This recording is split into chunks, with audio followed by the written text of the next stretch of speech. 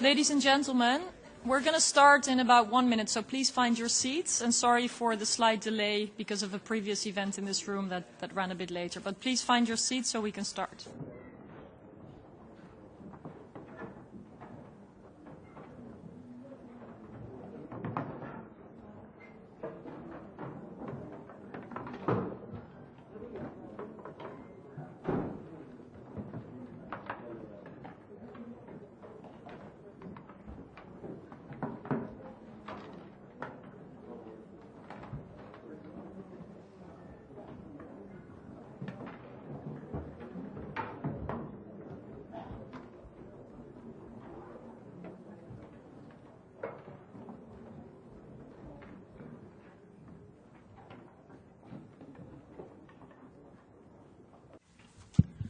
Good afternoon, everybody. I would like to welcome you to this event. My name is Marietje Schaake. I'm with the Alliance of Liberals and Democrats for Europe here in the European Parliament. And I'm very happy that you've all joined us here, and especially the distinguished guests that we have today, to talk about the road to accountability for all the atrocities that are continuing to happen in Syria. And the recent events of another chemical weapon attack only underscore how important it is to keep addressing the war in Syria and the need for Europe to show leadership and a much more active role in taking its responsibility towards ending the violence and towards peace. And I'm convinced that there cannot be peace without justice. And that's why we are here today, to really zoom in on all the different elements that it would entail to come towards this much needed accountability as part of peace and justice for all Syrians. Given the extraordinary amount of bloodshed and deaths that we've already had to mourn, I would like to actually start by asking you to take a minute of silence in respecting the people who have passed away.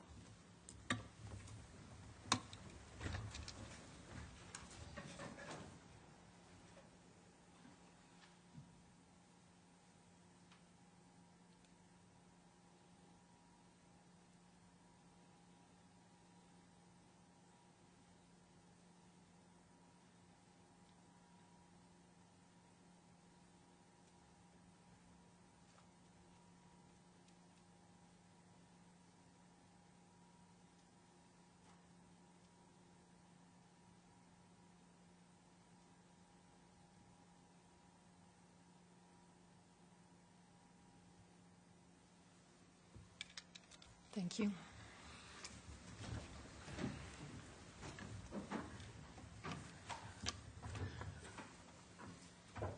The reason for hosting this conference now is because we are 1 week away, or 2 weeks away, from a very important EU-UN-led Syria conference that is going to take place and that I think must articulate key priorities for the EU as well as other international players. And if it were up to me, accountability would be one of those key priorities. So I hope that today we can also contribute to informing that conference on Syria and the role that the EU should take through that process and other processes. Before I start by introducing our guests and explain a bit more about the structure, I wanted everybody to be aware that this panel is on the record and that it is also being live streamed and filmed for later. After the speakers share their introductory thoughts, there will be time for questions and answers. The way I've wanted to structure this afternoon is by dividing the topics of focus into two parts. The first panel will deal with fact-finding and evidence gathering. And the second part will really zoom in on the legal avenues that are available or that might be available in the future to make sure that accountability becomes a much more solid reality of what we're working towards.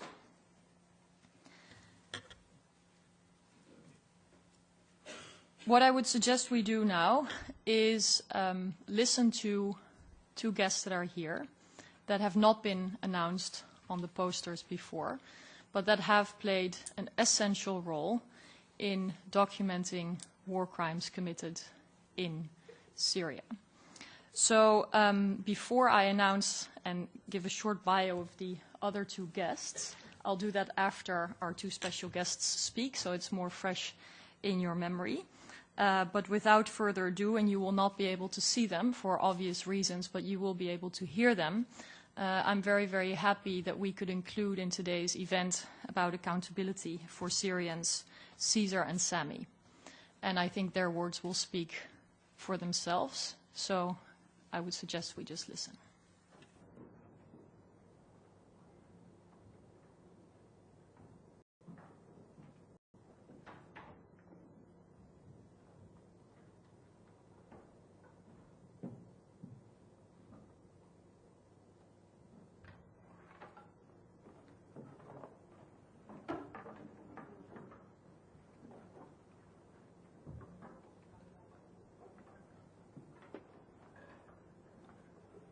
I'm not sure if this will come through the headphones or on major sound, but should we put on our headphones, Katie? No? Yeah, probably. Sorry, this will just take a minute.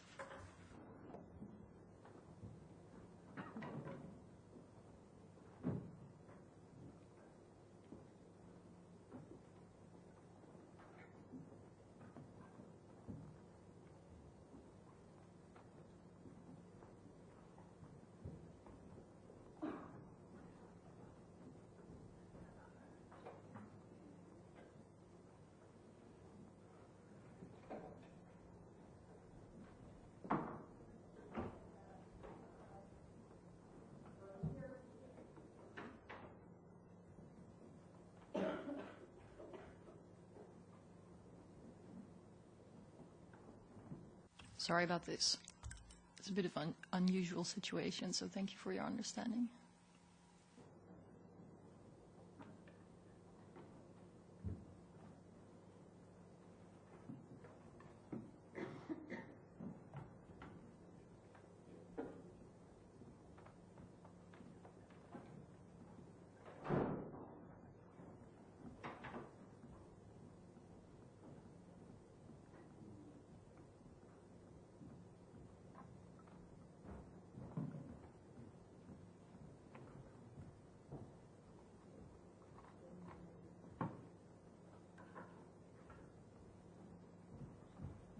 Sorry, apparently there's a small logistical challenge, but we're dealing with it and it should be fixed in a second.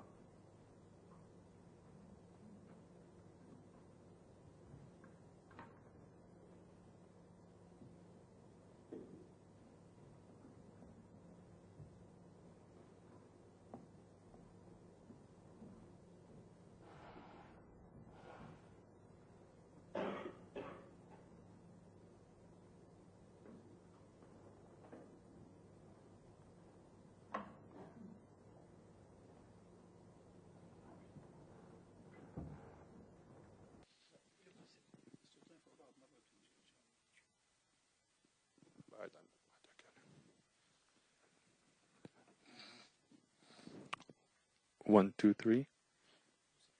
Yeah.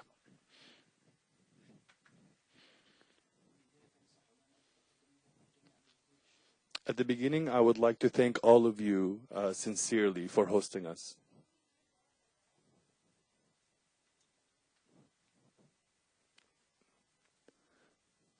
Can everyone hear us?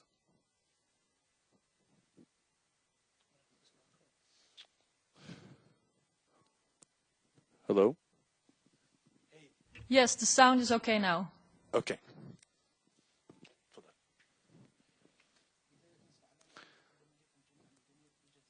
First of all, I would like to thank all of you sincerely.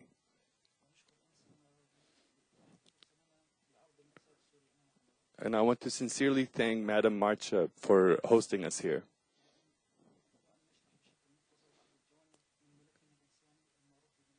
In order to briefly give you a little bit of background over our file, the Caesar file. My name is, I go by the code name Caesar. I worked for many years before the Syrian revolution and during the revolution as a military photographer for the Assad regime.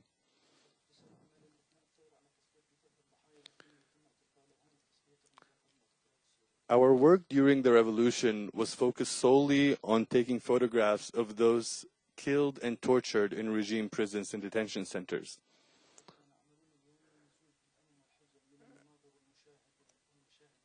Our daily work was mixed with pain and with fear as we saw these horrible scenes every day during our job. We saw every day the pain and the torture inflicted upon men, women, and children.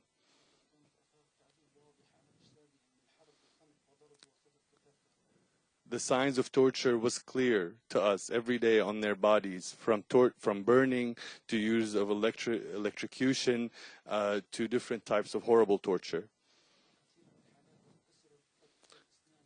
There was everything from the breaking of jaws to the breaking of teeth as a result of utilization of metal pipes and other rough instruments to beat individuals. We risked our lives and the lives of our families under horrible conditions to be able to escape with the evidence. We feared every single day that we would fall into the hands of the Assad regime. And our fate would be the same fate of those bodies that we took photographs of. I came out taking the most powerful evidence that condemns and shows the criminality of the Assad regime. It shows the criminality of the Assad regime against civilians that have been today detained in different regime prisons and detention centers. For the past 4 years since I came out of Syria, I left no door that we did not knock on and different people that we tried to reach out to in order to bring the voice of those victims that were tortured and detained and murdered in this machinery of death inside the Assad regime prisons without mercy and with horrible atrocity. We have worked and we continue to work in order to bring the screams and the pleading of the thousands, the hundreds of thousands that remain in detention in Assad dungeons. They are tortured every single day under every type of horrible type of torture. And they await the same fate as those that went before them. And that is death, murder.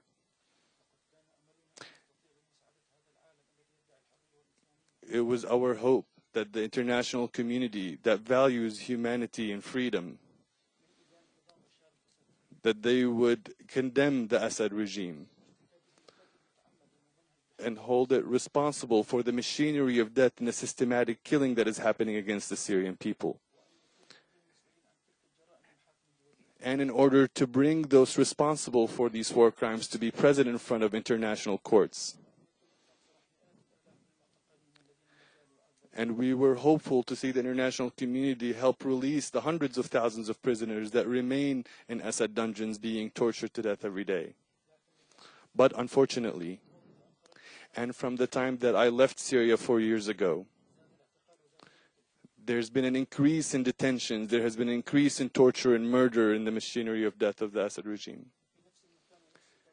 It continues to happen in the same way that happened when I served as photographer, in the same manner, and continues to happen to this day.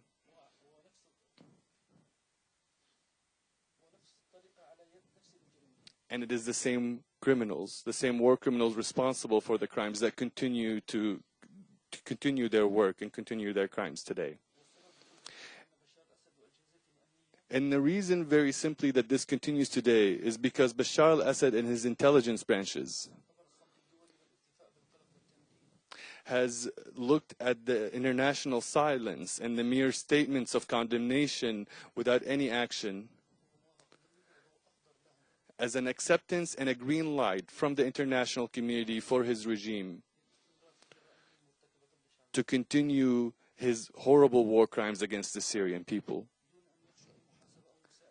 They do not fear accountability or justice from anyone in the international community. And the red lines that have been set in the past, like the red line of President Obama, have been seen as mere green lights for him to continue his atrocities. Unfortunately, the international community has disappointed us, had left us alone. This is the international community that's supposed to value human rights. All the values and morals that the free world holds dear has been demeaned by the lack of action in the continuity of these crimes. Our question today, ladies and gentlemen, how much more blood must be spilled? And how many innocent civilian lives must be taken away? And how many free women must be raped until the humanitarian conscience of the world is moved to action? Until a day that the leaders of the free world can stand united in a moral way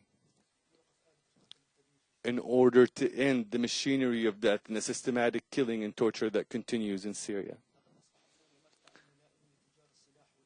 Syria has become a place where war criminals and where horrible atrocities are happening regularly.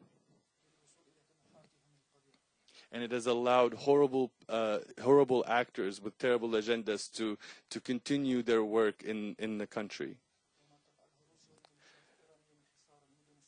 And what Russia and the Iranian-backed militias, what they are doing in terms of besieging entire cities in Syria and starving people to death and forcibly displacing populations is the biggest proof of what I'm saying. Bashar al-Assad and his military leaders would never dare to shell civilian areas with internationally banned weapons and to continue to use chemical weapons against human beings, against civilians, if it wasn't for the Iranian and Russian support of his fascist regime. Unfortunately, Putin and Assad have tested the international community too many times and utilized chemical weapons against Syrian people regularly. But the silence of the world and their lack of action has pushed Russia, Iran, and the Syrian regime to increase their criminality and their atrocities without any fear of any deterrent and without any fear of any consequence by the international community. They know that no punishment will come to them from their violations of human rights.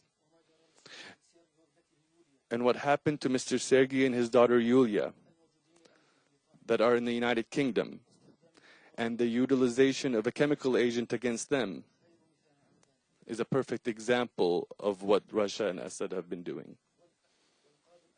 And what will come will only be worse. If Europe and the United States continue to just watch without any action, and as long as they continue the policy of indifference to the horrible crimes that unfold in Syria. We must stand up for the countries and for the oppressed people that are standing up for their dignity and for their freedom. Ladies and gentlemen, these dictatorships and these tyrannical governments understands nothing but the language of strength. So standing and acting in the face of oppression is important. We ask you, ladies and gentlemen, and we ask every free person in the world, in the name of humanity, to stand with the Syrian people. in order for the Syrian people to gain their well-deserved freedom and dignity that the Assad regime had taken away for the last 40 years. And it is very important that we all work together to allow the release of the hundreds of thousands of detainees, the innocent civilians that remain in the detention centers of the Assad regime. And we must bring all these war criminals and all those responsible for the torture to death in prisons and for the crimes against humanity to international courts in order to be an example for any war criminals in the world. And finally, I want to thank you all once again. And I wish for you and for your nations to live in security and freedom. And may you always have freedom and democracy and prosperity. Thank you very much. And now we will hear from Mr. Sami. Hello all. First of all, I would like to thank Madam Mariette for inviting us to take part in this important meeting. But I am unfortunately, I would like to reiterate that I'm not very happy to have to be present here today. Because our presence here, it means that the international community continues to be silent for 7 continuous years to the horrible crimes of the Assad regime. The regime that is supported by Russia, Iran, and North Korea, and the horrible and other terrorist organizations across the world. Our presence here today means that there is huge failure in terms of the international law and international justice that has been unable to even condemn these horrible criminals. And beyond that, it has given the green light for these criminals to continue to exterminate the Syrian people. Over half of the Syrian population now are refugees and displaced, with hundreds of thousands of detainees that remain in Assad jails, and full of sorrow. Today, we see European nations that allow and welcome some of the war criminals of the Assad regime, the likes of Ali Mamlouk and others, and welcomes them as if it is an honorable thing to have killed women and children. These horrible senior officers that were welcomed by certain European nations still smell of the chemical weapons that they utilize against children. We never heard any condemnation or any objection by the leaders of Europe, except for some embarrassed small statements that only increases our disappointment and our lack of hope. Are you still awaiting after all this time for me to give you new information that you may not know about what is going on and unfolding in Syria? I have no more information to give today. You all know exactly what is unfolding inside Syria. And this has happened before in your own backyard here in Europe. In Bosnia,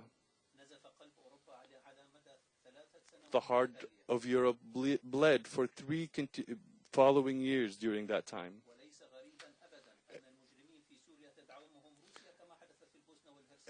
And it is not out of the ordinary, the fact that the Russians continue to support the Syrian regime as they supported those that did the killing in Bosnia. Anywhere that we see death, we see Russia. Russia is always behind the scenes. But in Syria, Russia is no longer behind the scenes. It is important that for every security branch and military branch in Syria, it has Every military security branch in Syria has leadership from Russia that are organizing and that are governing Syrian security branches. In all that we hear today about the forcible displacement and the taking away of properties of Syrian people, all of these orders for forcible displacement and for taking away of property are coming through orders from Russian government and the Iranian government. These orders come from these horrible countries before the Assad regime implements it. The Assad regime is merely a puppet of foreign occupation of Syria. Nothing has happened in modern history where we have seen such horrible human rights abuses and war crimes against humanity unfolding. And we have never seen in the past where these horrible criminals are allowed to continue to do what they're doing and have the support of countries like Russia and Iran. Look at the actions of Hitler and how they parallel to what Assad does. I can tell you that someone like Hitler looks at the crimes of Assad and his Russian supporters and sees them as something similar to what he has done. And for that reasons, I wouldn't be surprised to see that European countries, some of which that have allowed horrible war criminals from the Assad regime to be welcomed in their home, in their country.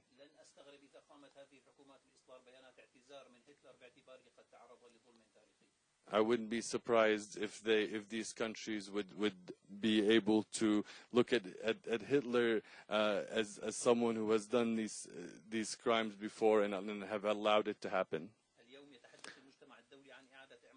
Today, the international community talks about the rebuilding and reconstruction of Syria, as if what has happened in Syria was just a natural disaster or something that happened outside of the government itself. But blood continues to be spilt in Syria from women and children.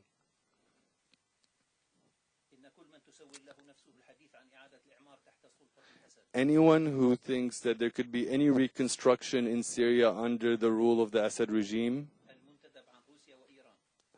who is a puppet of Russia and Iran,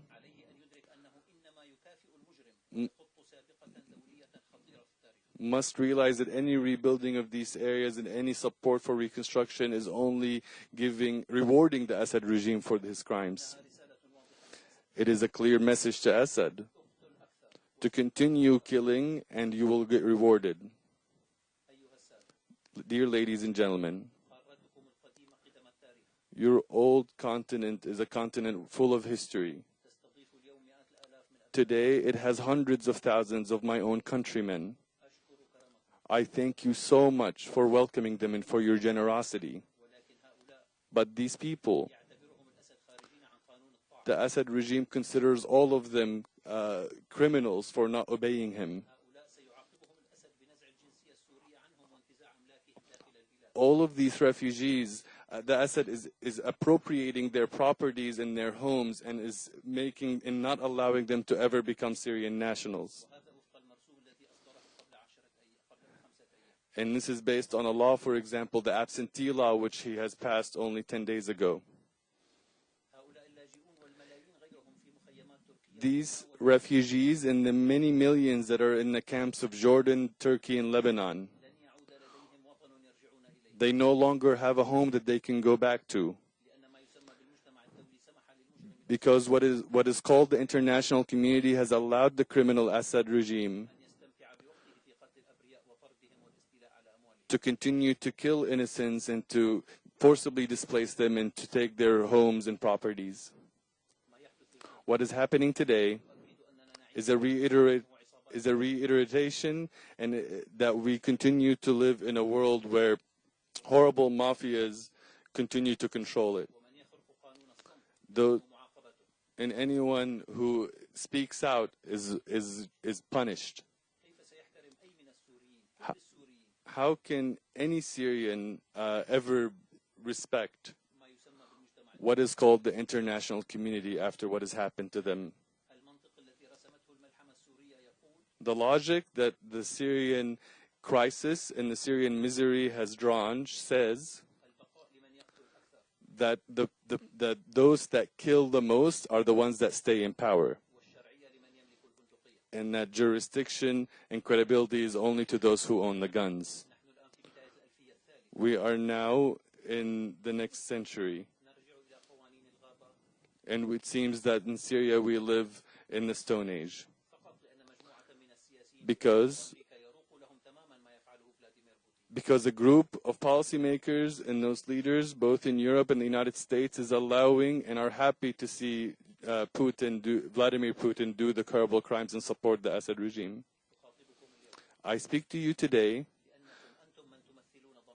because you represent the conscience of Europe.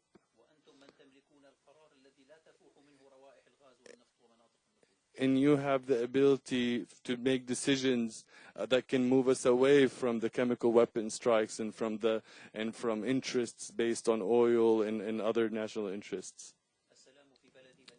Peace in my country will only happen if we reach justice. And justice cannot happen without accountability. And without the prosecution of war criminals in Syria, no matter who they are and who they support. The United Nations has closed its doors in the face of the victims and has allowed criminals like the Syrian regime representative Bashar al-Jafari and the representatives of the Russian and Iranian regimes. Please open the doors of justice in your countries. These historic countries in Europe.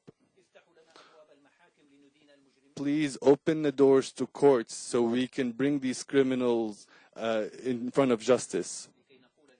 And in order to tell history that we are not in the Stone Age, that we are civilized men and women. We thank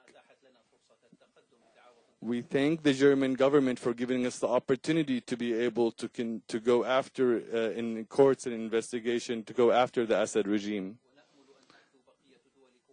And we hope that other countries in your continent continue to follow its footsteps. We care for human rights. And we came out against the Syrian regime, calling for dignity of humanity and for freedom. We wanted our country to be an important part in a helpful part of the international community. And we hope that the international community is a place that really deserves for us to be part of it. Because we believe in its values and morals, but so far we've seen them as merely symbolic. I worked for 2 years with Caesar inside Syria to document the war crimes that we have seen. And whenever it became very dangerous, I helped Caesar get out of the country. And I promised him that we will reach justice once we reach the international community. But today, I feel that I have disappointed Caesar, and that I've disappointed all of the Syrians, because the free world has disappointed me. Please, give us a tiny ray of hope. Thank you so much for listening to us. Thank you for your time.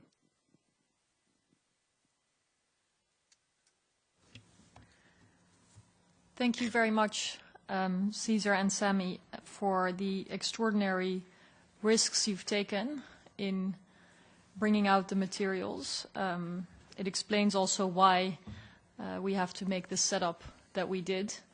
And I think your courage will prove to be very, very important on that long and difficult road towards justice. And I also understand very well that talking about these experiences is traumatizing each and every time.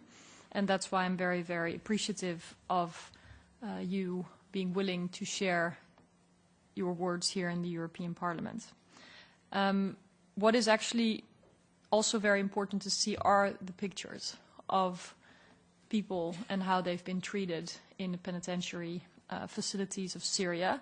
We hosted an exposition of these photos here in the European Parliament, but to just show them without a warning to a room full of people like this, I think was not appropriate for the moment. When we had the exposition, we did it in a corner so that people can come prepared, because it is actually very, very gruesome and indeed invokes the memories to the most dark pages of European history, without a doubt. And I share the shame and the frustration for the lack of more decisive action by Europeans, by the international community, to make an end to these most cynical, most cruel, and most heartbreaking crimes that continue to go on, indeed with impunity, in Syria today.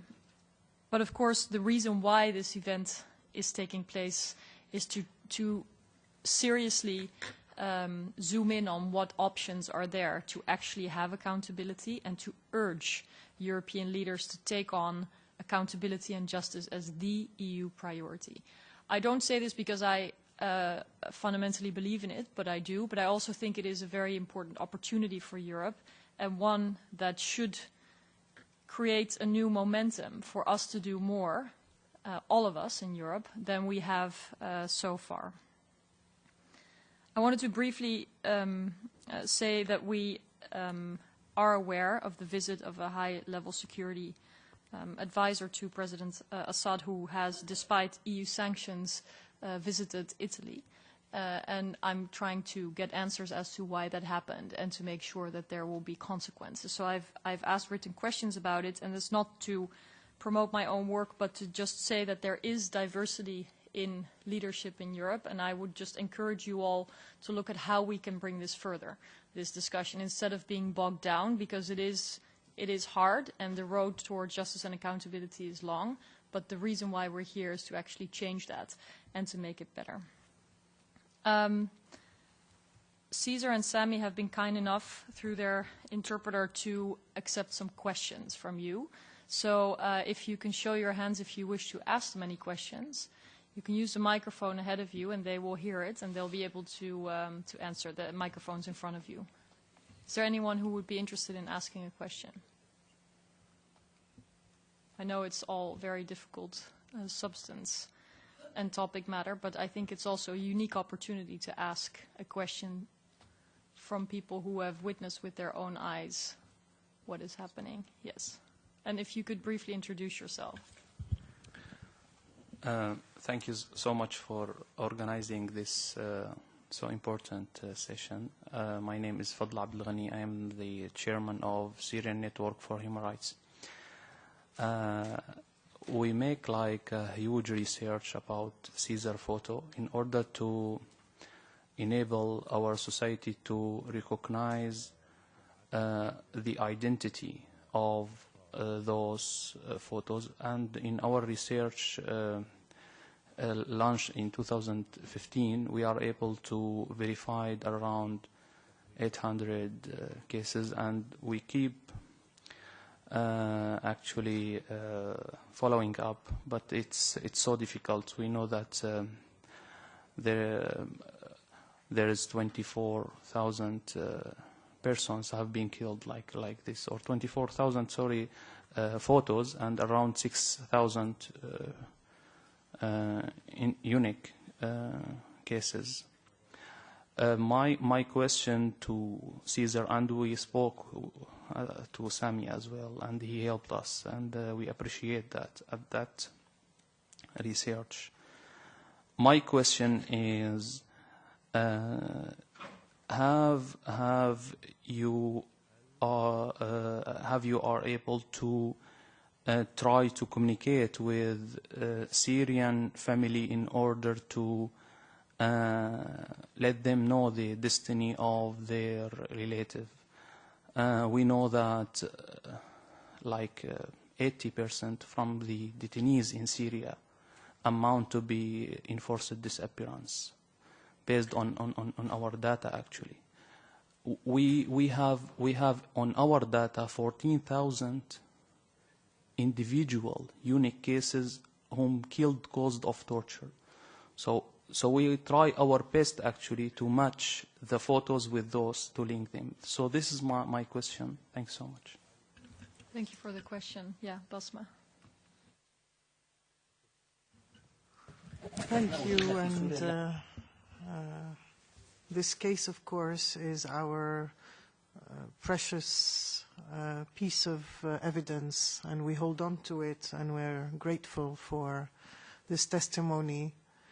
I want to ask a question on a quick piece of information that was mentioned by Caesar during his presentation, and that is that each security agency of the regime is today led or headed or commanded by a Russian officer.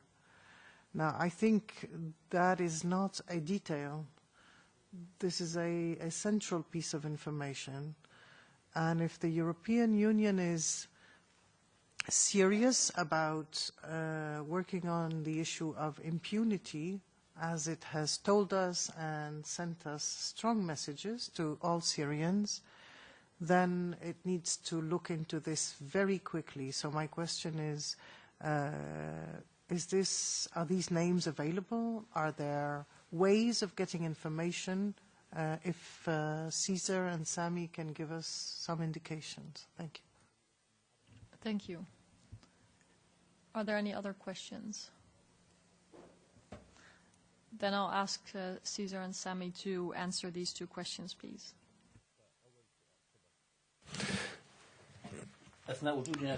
During our time in Syria, we did not talk to anyone or any families or anything during the time where we were inside Syria. And of course, that was due to security concerns.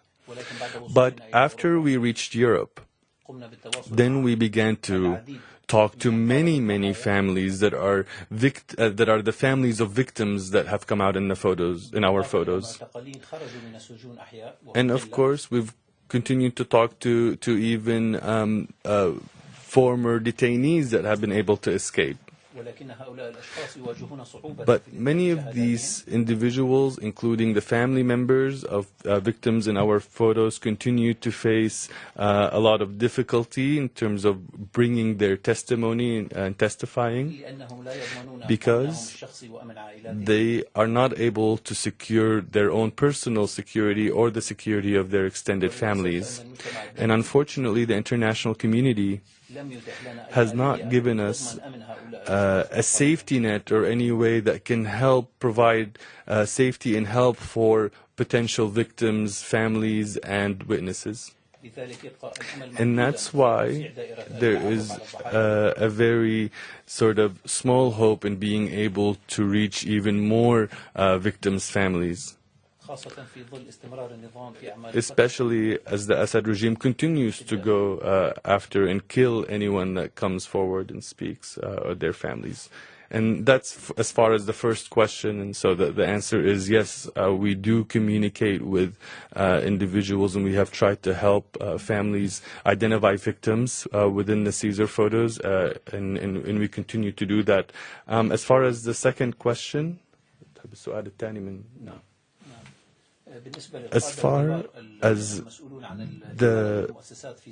as far as the sort of Russian and Iranian leadership that are also in charge of some of the operations rooms that go on inside Syria, we don't have the specifics of the names of these certain individuals that are there, but we do have many names of senior Russian generals that are located in terms of local administration areas inside of Syria, especially those that are in Damascus, in the suburbs of Damascus. And we're happy to help share that. Thank you. Thank you for those replies. I just wanted to share two more points of information related to the questions. One is, of course, that there have been calls, including from this Parliament, to have EU sanctions on Russia specifically for its role in bombarding innocent civilians in Syria. But because of the veto power by countries, we saw Italy, maybe it's a coincidence, but Italy veto this step in the Council. So it is also important to think about how to mobilize governments of EU member states to take more actions towards accountability and consequences towards those individuals who are responsible for committing these terrible crimes. And I just wanted to stress that we've now heard, of course, the very personal and gruesome experiences from Caesar and Sami about what goes on in government facilities, detention centers, and certainly the detainees question, the enforced disappearances, and the systematic torture is very important. But that's not to say that this event is not about all cases of war crimes and accountability and justice for all crimes committed. I just want to stress that because it's a matter of principle that is important for justice and reconciliation. And of course, my ideas about who bears great responsibility are known and on the record, but that doesn't mean that we should not look at each party and a committing of crimes in this context. So I just want that to be clear, should there be anyone upset about, a one-sided view. This is not a one-sided event. The idea is to think about accountability and an end to impunity in the broadest possible sense of the word. So with that, again, let me thank Caesar and Sami for their courage and the work they've done. I'm deeply convinced that the information they've brought to the public will be a very, very important page in the chapter that will one day be written about accountability for the Syrian people. So with that, I would now like to introduce two panelists to zoom in on the question of fact-finding and evidence gathering. And I'm very happy that Lynn Malouf, Middle East Research Director for Amnesty International, is here. Amnesty has done a lot of work to document the brutal killings and tortures in Syria's prisons, for example, in the Senaya prison. The report is called Human Slaughterhouse. And of course, Amnesty does much more work documenting violations of human rights. Then, secondly, we'll hear from Matevž Pezdirch. I hope I pronounced that okay. He's the head of the Genocide Network Secretariat at Eurojust. And this network was established to make sure that there is better cooperation between the authorities in EU member states when it comes to investigating and prosecuting crimes of genocide, crimes against humanity, and war crimes. So he will tell more about his work, and then after their introductions, there will be some more time for your questions as well. Lynn, could I give you the floor, please? It's a privilege to speak to you today. And I'd like to thank the European Parliament and Ms. Kake in particular for your sustained attention to the issue of justice and accountability in Syria. Some 2 weeks ago, a doctor from eastern Ghouta in the Damascus countryside said, "Even a million videos that come out of here won't relay our pain or even a fraction of what is going on." How would you describe a father who buried his son and had to leave Ghouta? He went to visit his son's grave and told him, "Forgive me, I have to leave you." How do you describe the feelings of a young man who had to bury his entire family, children and women and men? And where were they buried? In the public square, in the middle of town. Why? Because the bombings wouldn't stop, and they had no other choice.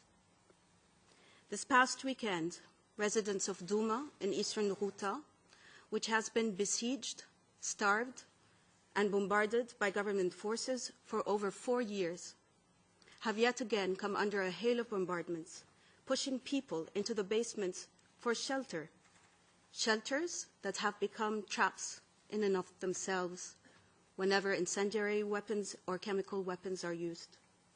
Over 50 people were killed in their homes this past weekend by what appear to be credible reports of chemical attacks, compounding the dozens of reported casualties from the bombings.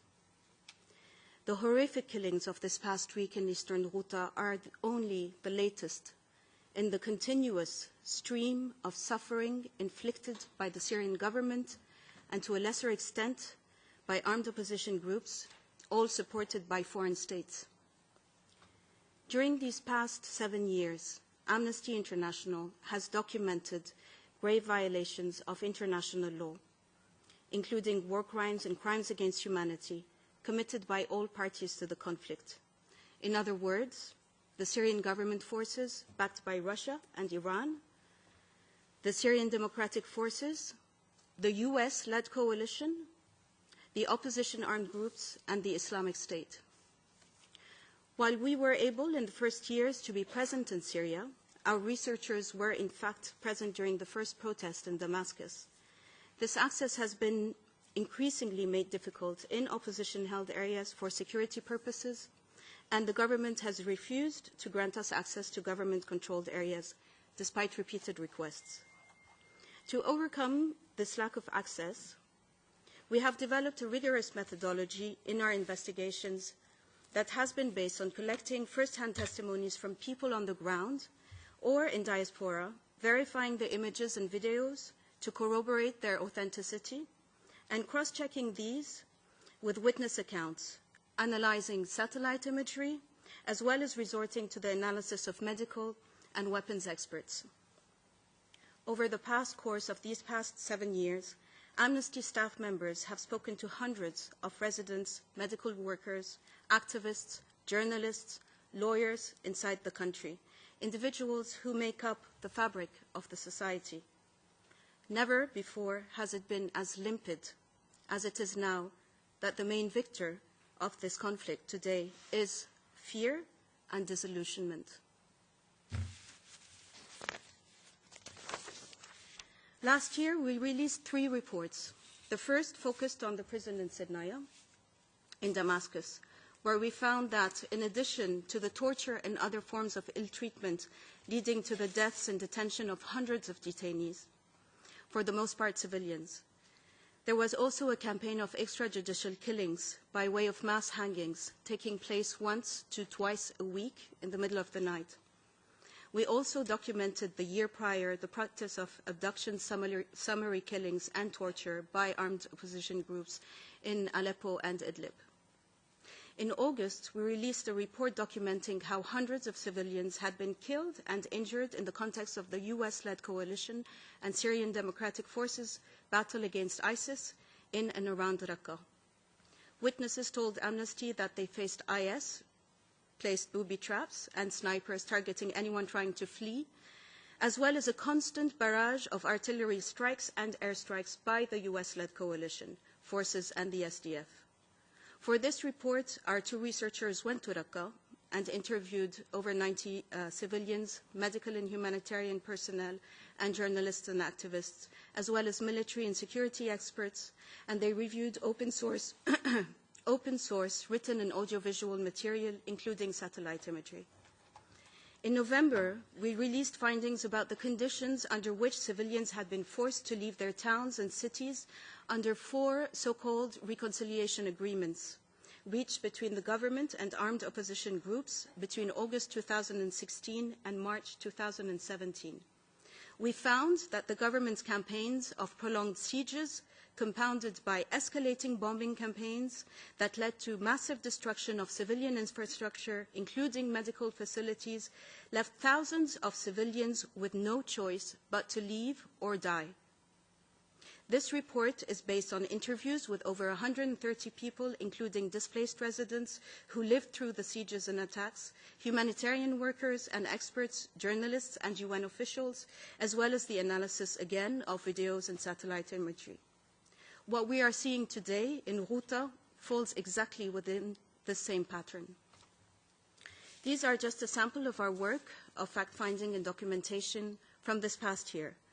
And they are a sample of the documentation that is being carried out by scores of individual activists, investigative journalists, national and international NGOs, and UN bodies. But with the government's territorial advances, it is becoming increasingly difficult for us and others to document the ongoing violations because of the lack of access, but increasingly because of the real security risks for people on the ground who have every reason to fear retaliation for speaking out. Along with the fear, there is a widespread and justified sense of disillusionment. The what for? When there are no immediate prospects for any form of accountability for these crimes, people have clearly lost faith in the international community, including in the moral and operational power of the UN. There is a reason why the Syrian conflict is one of the most documented conflicts in history. The Syrian people themselves immediately mobilized out and facilitate this documentation, driven by the conviction that these horrific crimes could not go unpunished. All they want today is to live in safety and dignity. There can be no safety or dignity in Syria in the near or long-term future without accountability. It is up to us outside of Syria who live in safety to carry this forward and to enable a process that will result in criminal prosecutions. And for this, the existence today of a body such as the IIIM shows that this is possible, as well as reparations, in line with the UN General Assembly resolution on the basic principles and guidelines on the right to remedy and reparation for victims of gross violations in international law. Today we do have the IIIM, which can collect all this documentation, analyze it, secure it, and prepare cases for trials in third-party states.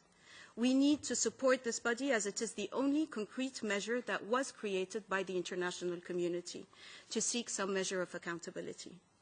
The European Parliament's repeated support for this body and the EU's contribution to its funding are welcome moves. And the engagement of national prosecuting bodies in Europe with the IIIM, as was mentioned in its first report, gives reason for hope. We do also hope that the funding of the IIIM will soon no longer be a challenge if it is incorporated into the UN's regular budget. Amnesty International encourages the European Parliament to urge the EU and its member states to strive for this. We also hope that individual states facilitate these trials by 1, exercising universal jurisdiction when applicable, 2, supporting war crime units or prosecutorial bodies that are prioritizing cases related to Syria and ensuring that they are fully resourced, and 3, that they continue to support local civil society groups working on documentation and justice more broadly.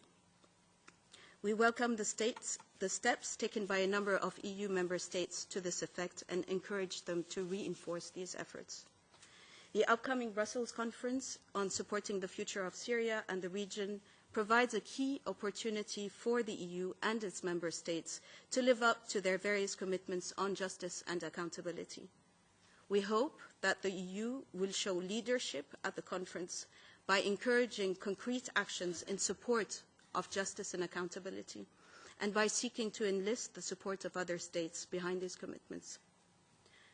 Over 4 decades ago, the Syrian government's forces, under Hafez al-Assad's rule, carried out crimes in Lebanon, enforced disappearances, arbitrary detention, torture leading to deaths, extrajudicial killings, as well as unlawful bombardment campaigns. There was no talk of accountability at the time, and the international community chose to ignore these crimes. Today, hundreds of families in Lebanon are still hoping that their loved ones are still alive in Syrian prisons. Being from Lebanon, I am part of a society that has paid a hefty price for impunity, for the crimes committed by Syria, Israel, and Lebanese and non-Lebanese armed groups. Political settlements that forfeit accountability simply cannot sustain long-term stability, let alone a life of safety and dignity that the people of Syria are paying such a terrible price for. Thank you. Thank you very much. Matthias?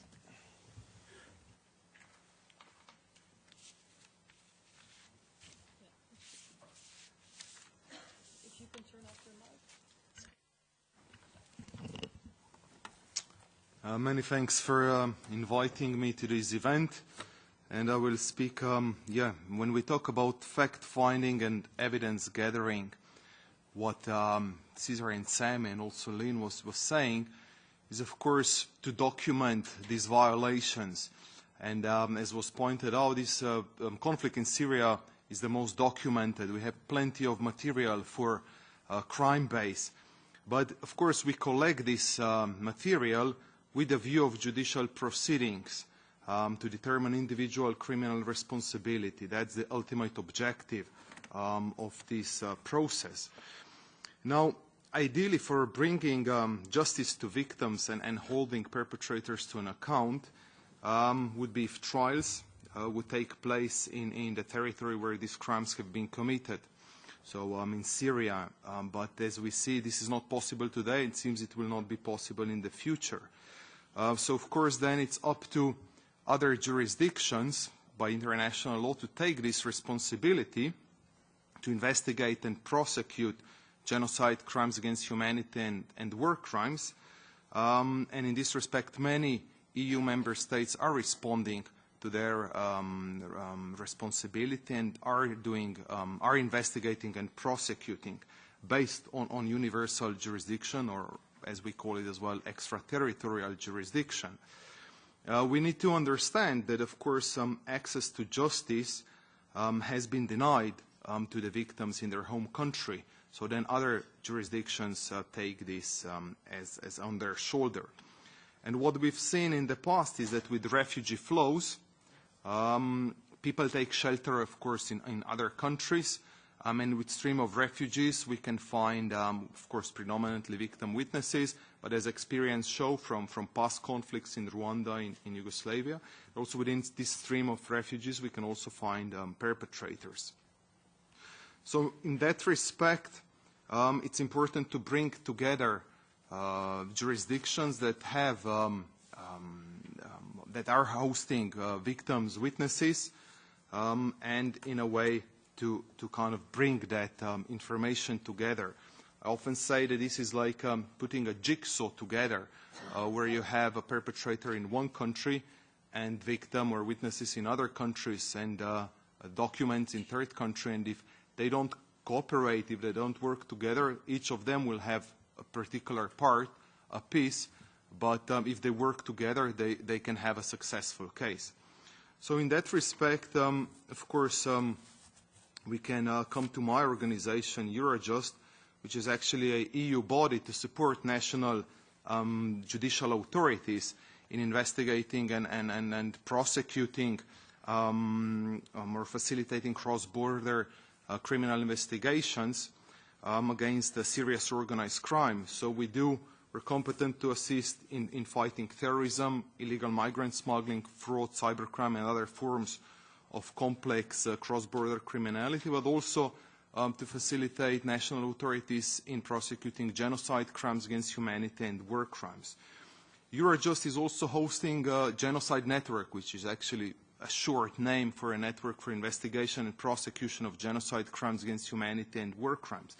And this is a unique forum that brings together investigators and prosecutors from EU member states and counterparts from US, Canada, Norway, and Switzerland. It was established in 2002. But predominantly the idea is exactly to put all of them in a same forum so that they can exchange best practices, but also operational information. Again, putting that jigsaw together and have a full picture and successful case. So within the network, we already took a proactive approach and took the conflict up front back in 2012. Because, of course, understanding the proximity of the conflict and past experiences from Yugoslavia, Rwanda, and other zones, we understood that EU jurisdictions will be one who will address issue of accountability. So we also had then in these discussions experts from UN Commission of Inquiry, Human Rights Watch, Commission for International Justice and Accountability, and others. So in that way, European jurisdictions are geared, do have tools to respond to this sort of atrocities that are committed, have been committed and are committed in our neighborhood. But of course, the important aspect is that we do have court proceedings, because that's actually the ultimate truth-telling of what has occurred, for historic truth-telling that goes beyond any doubt, because it's part of a criminal process. So we have secured with this collaboration that basically their convictions have been made in European jurisdictions, in particular in Sweden and Germany, which is very unprecedented, that while the conflict is still ongoing, we actually already managed to have some convictions for these crimes, predominantly by the using of open source information, so material that was available on Facebook, YouTube, and other social media. And here we need to be honest that European jurisdictions, so prosecutors, do take this conflict objectively. So they look at all parties to the conflict and they look at the crime, so not to who the perpetrator belonged to, but actually what crimes have been committed, irrespective whether it has been done by EU national, we've seen convictions in that respect, or whether it has been done by Syrian nationals or any other. We see, of course, linkage with terrorism aspects there, but the most important is that actually there is a solid base of judgments that is developing further. So in that way, even if these are less significant cases than if we talk about what the previous speaker was saying about the regime crimes or the top-level regime government officials, we do prove contextual elements in this respect. In that way, of course, building bricks by bricks together, and in that way do ensure that certain truth-telling and accountability is there. What's another important aspect is that needs to be mentioned is that these crimes are not statute barred. So there's no time lapse for this for the perpetrators of these crimes. So it means that time is on our side, even if the accountability does not seem at hand today for all the perpetrators. Actually, as long as they're alive, they could face justice. And we need to again look a bit at the history and also how basically in 1999 the Kosovo offensive in Yugoslavia was very much ongoing, and then no one thought that Milosevic, the president of Serbia at that time, could sit in a dock in The Hague in 2 years' time, in 2001. So that why I'm saying this is that evidence that we collect today can have effect in maybe 10 or 20 years' time. So it's really important to devote a focus on preserving it, on archiving it, but of course predominantly documenting not only crime-based but also the linkage element, which is usually extremely difficult to prove when we go up the chain of command. So in that way, of course, I need to say that there is definitely an essential role for the IIIM to play in the future as a kind of central collection point with analytical capabilities and specific knowledge to assist future cases on national level as well. But when we discuss the path of national jurisdictions, domestic jurisdictions in Europe, we also need to take into account certain limitations. We need to be realistic. What is possible? Because limitations do apply. Many European jurisdictions require a nexus element so that the perpetrator is in the territory of their state. There is also an issue of immunities when we discuss the top government officials and accountability of them. We need to understand that on national level they do enjoy immunity. And also national authorities or national jurisdictions do need to have appropriate legislation in place.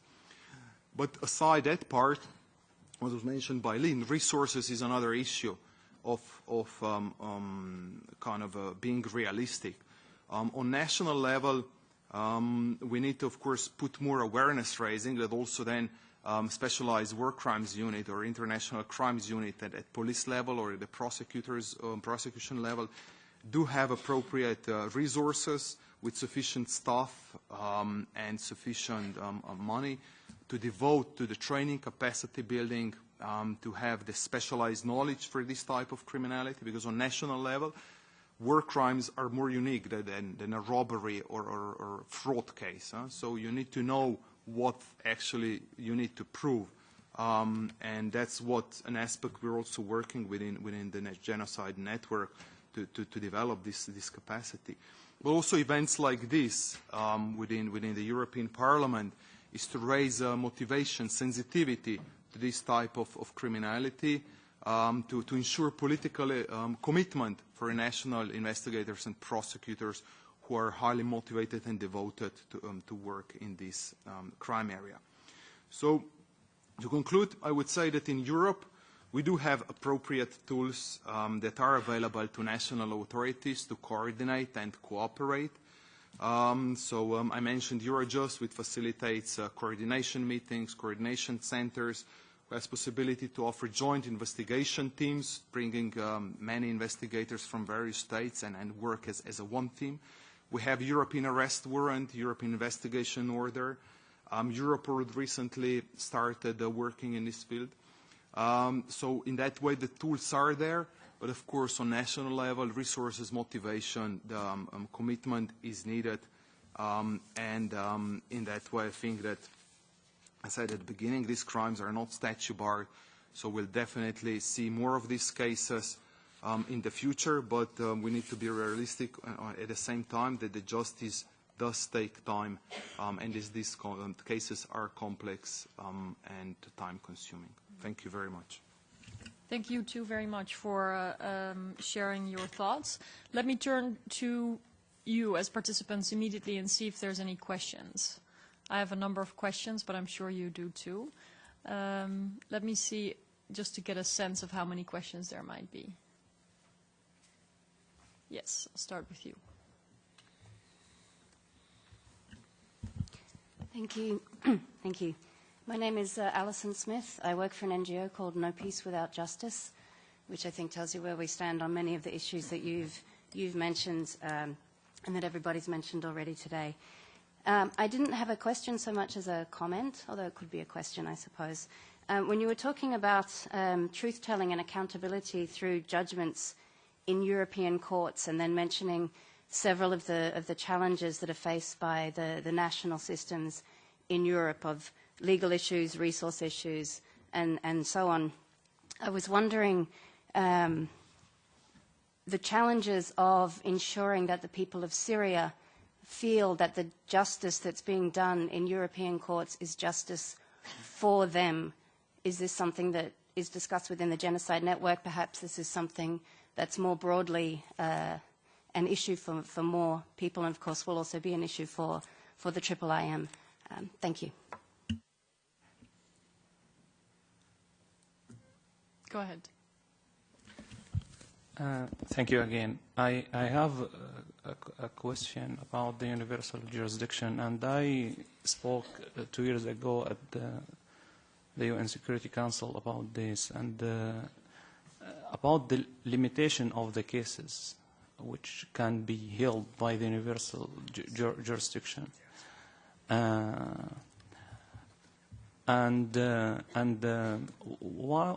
do you think the delay of using of the universal jurisdiction? We noticed that the European countries have moved in 2014, in 2015, not before of that, and we know that the Geneva Convention request the whole country to which they have universal jurisdiction to fight the war crime and the crime against humanity. This is the first question. My second question is to my colleague Malouf about the perspective of the human rights term.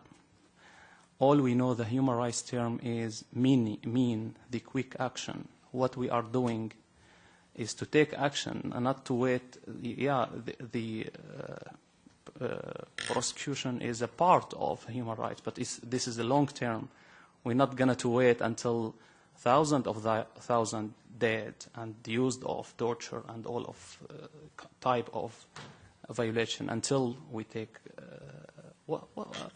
I think this term need to be defined more. From what's your perspective? Thank you. Thank you for the questions.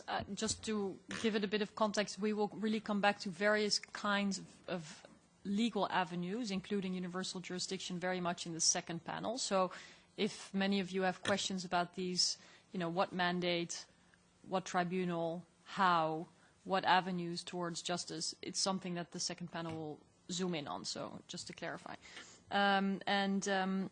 Before I come back to the panelists, I just wanted to add two questions, which is, it's remarkable to me what you're saying is, Ms. Malouf, about the well-documented crimes. I mean, that I think in itself is a source for hope, but the preservation of evidence, especially when it's digital evidence, and preparing it in a way that is usable in a court is often something else.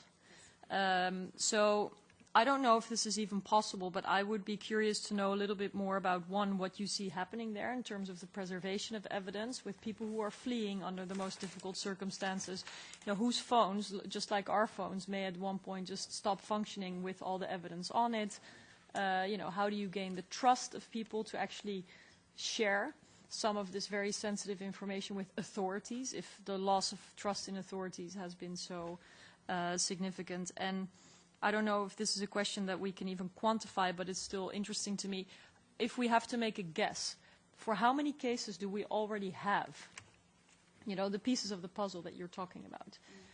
And I know, before I started my my working life, I was a fellow at the Tribunal for the former Yugoslavia, and so I saw evidence of war crimes and realized very well, thinking now about this tribunal having just been closed, how long it took, but still how significant some of the prosecutions were from all sides to take some steps towards holding people to account. So I'm just curious to get a sense of, what this volume means in real terms and how it is dealt with to be preserved over time and to encourage people to come forward and share. So if you can add that to your answers, I would be very, very happy. Thank you.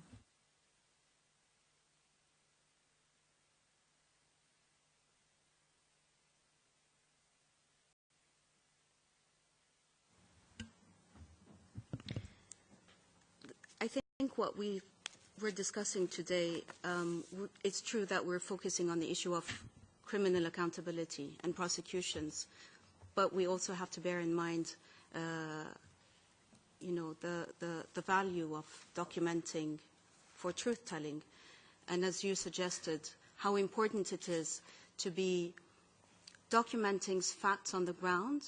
For us as Amnesty, we don't document facts on the ground that are at the level of beyond reasonable doubt. But our mandate is to be able to point and to highlight patterns of abuse that would hopefully inform some of the strategic litigations, let's say, or prioritization of cases. But there is this huge documentation should serve the purpose of reconstructing the societal fabric in Syria, being able to give facts and testimonies to the people in Damascus about what it means to be starved 10 kilometers away in eastern Ghouta, and people of Ghouta listening to the families of people who were killed by the bombs of armed terrorist groups, of armed groups, opposition groups. So the documentation, and this is also a long process, maybe perhaps not as long as justice and criminal prosecutions. Hopefully it won't be as long, because we are going into new territory with the IIIM. It's uncharted territory, I think, from different experiences that we've had with other tribunals. So we may hope for more speedy processes, even though they're a bit deconstructed in different places. But the IIIM's mandate and the interpretation of its mandate as setting together a vision for cohesiveness gives is very welcome. And what you also stress in the reports about the IIIM's mandate to facilitate transitional justice processes. In terms of the destruction of evidence and the preservation of evidence, yes, it is a huge challenge. We've documented unlawful attacks on the ground in the early years, 2012 to 2013. Today, these houses or sites of attacks have been destroyed.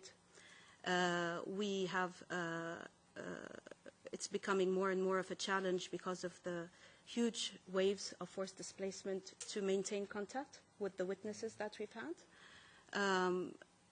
A lot of people that we were in touch with are now in government-controlled areas, so we don't even try to reach out to them anymore because we know that that would put them at risk.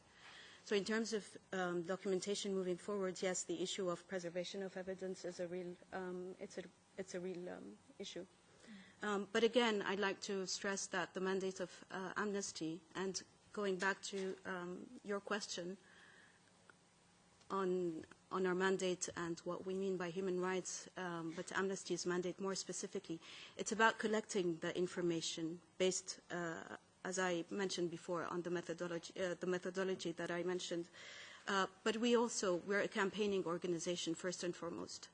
So we do try to mobilize all of our national offices, our sections, our members. We have 7 million members to push for the issue of justice in Syria. And we have a campaign that we're going to be presenting to the IIIM in 2 days, a petition, Justice for Syria, where it just shows that even if we're not getting a strong signal from leaders and from our global leadership on how important it is to prioritize the issue of accountability in Syria, the people that we reach out to are not represented, actually, by this lack of commitment to the issue of accountability.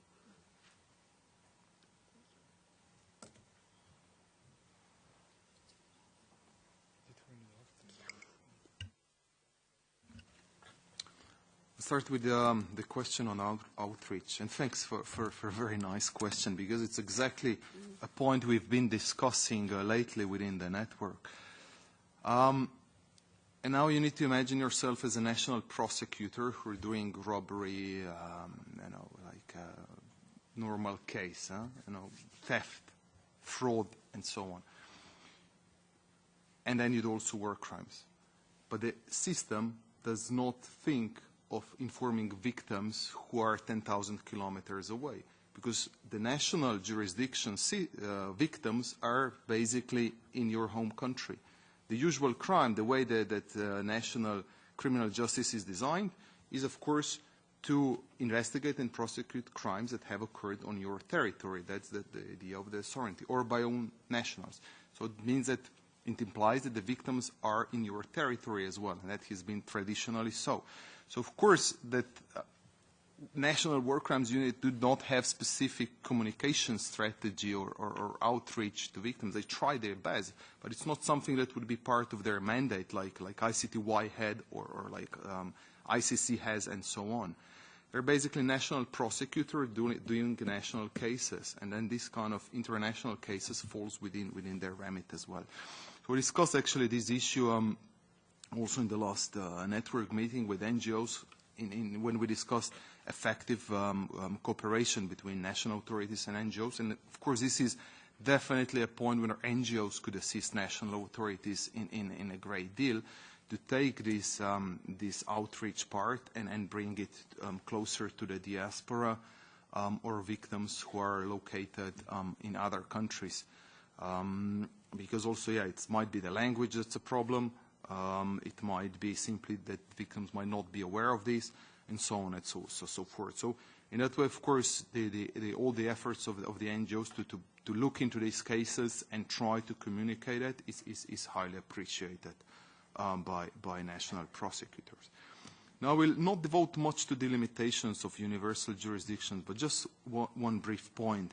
And I'm speaking here really on my own behalf. I think when you are limiting your universal jurisdiction by the nexus of a perpetrator in your territory, you're actually empowering prosecutors that they have a chance of success with their case, because you can't do in absentia trials in majority of jurisdictions.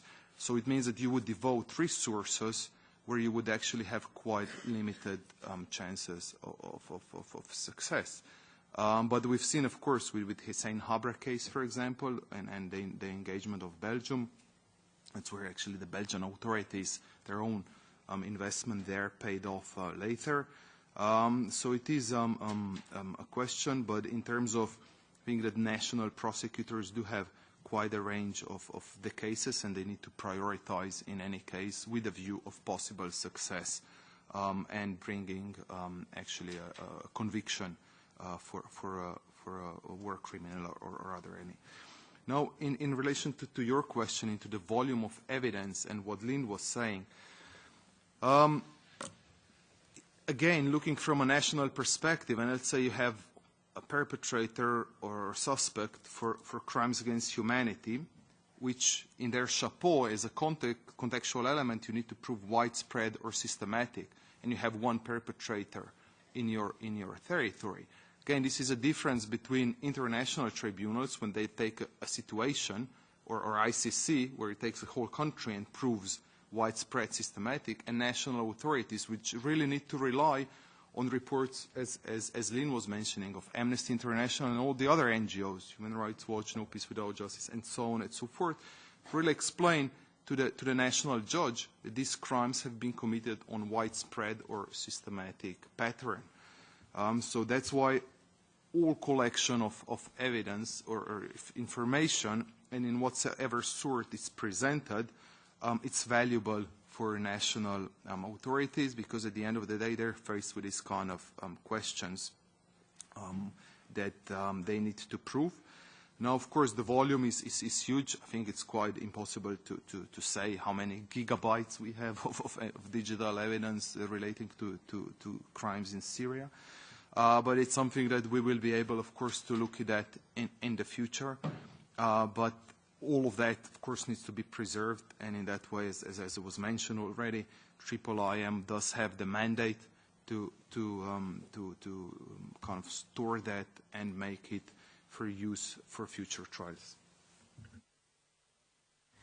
Thank you very much. With that, I would like to ask you to join me in giving the first panel and our special guests a warm applause in appreciation for their contributions. Thank you so much.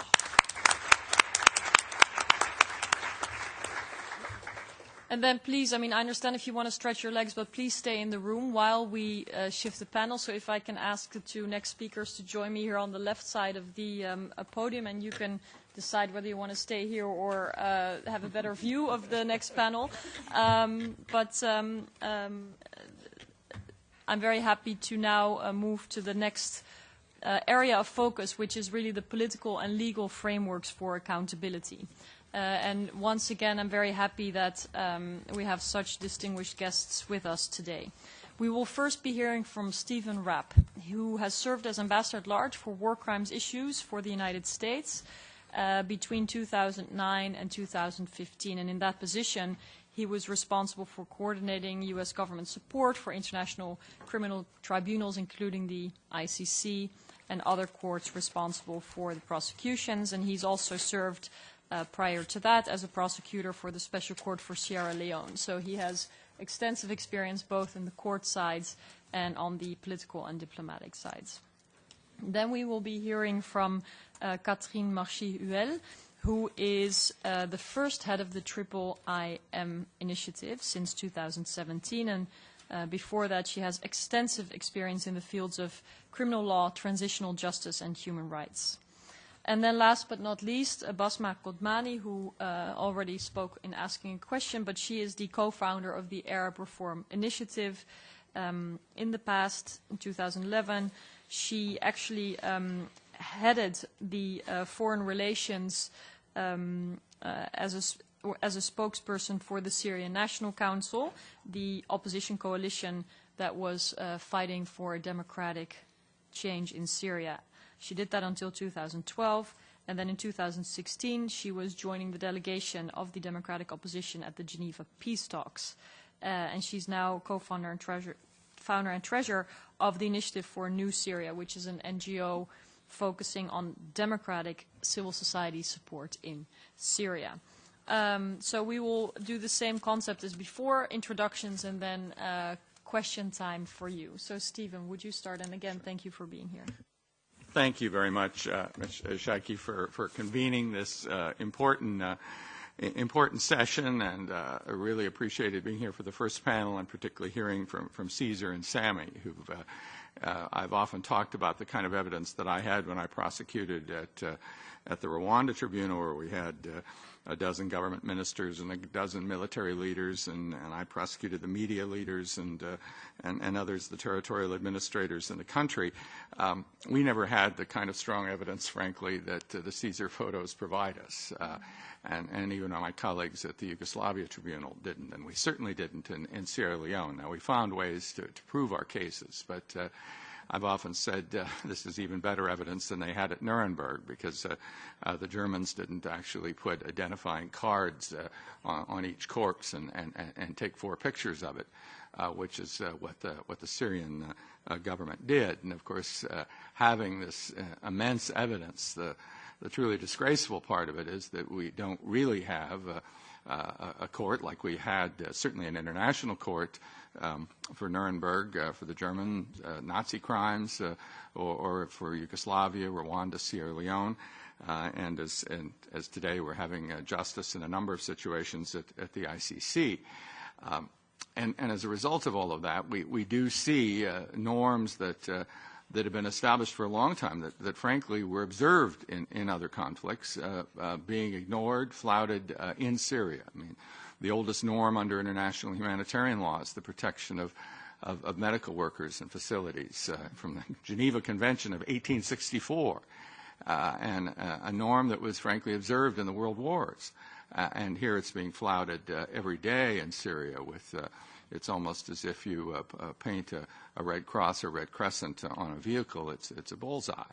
And those that go in and try to provide help for certainly for an injured combatant, which international law allows, but to save a child from chemical weapons, that person is a target. Of course, we also have the use of chemical weapons, something that we thought, at least at the international level, we've been rid of 100 years ago after the horrors of the Western Front and the Great War of 1914 to 1918.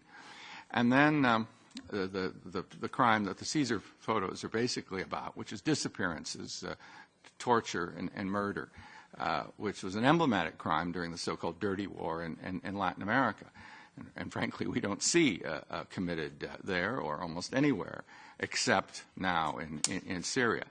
And basically, why do I think, as someone that really has fought to enforce these norms, that we see these violations, we see 500,000 dead, we see these crimes being committed with impunity, is because it's not been possible to have an international justice. In fact, you have Russia protecting the perpetrators, the international system in effect protecting the perpetrators rather than protecting the victims, and the major perpetrator knows it, and because of that, we see more of the crime than we would otherwise. Now, obviously, we're here talking about what can be done. And I want to, first of all, salute the fact that a great deal has been done when obviously we're talking about Caesar bringing out this great evidence. But civil society organizations have been on the ground and active from the beginning, the victims and survivors, and bringing out documents.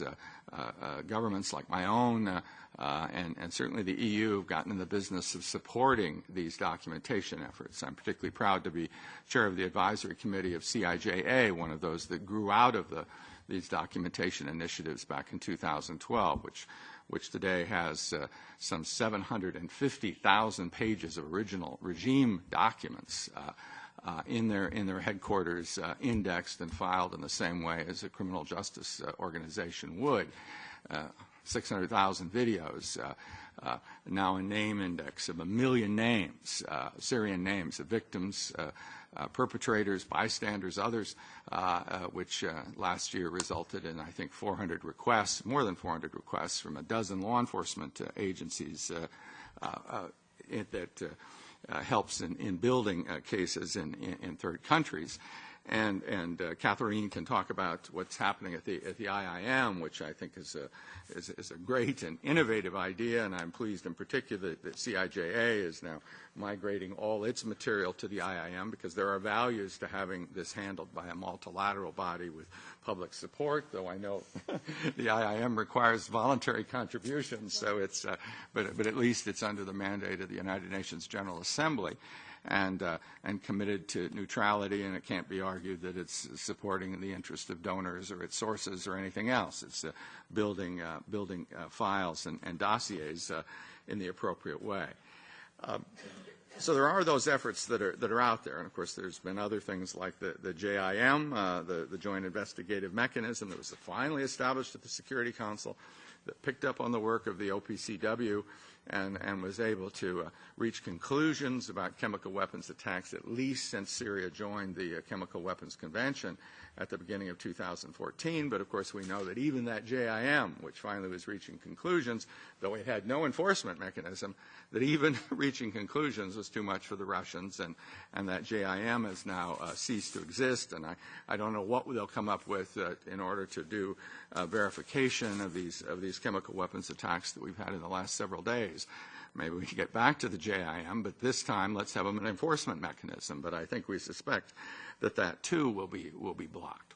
So if we're talking about justice in Syria, where can it be achieved, and where can we begin to see at least a signal to these perpetrators that there will be consequences?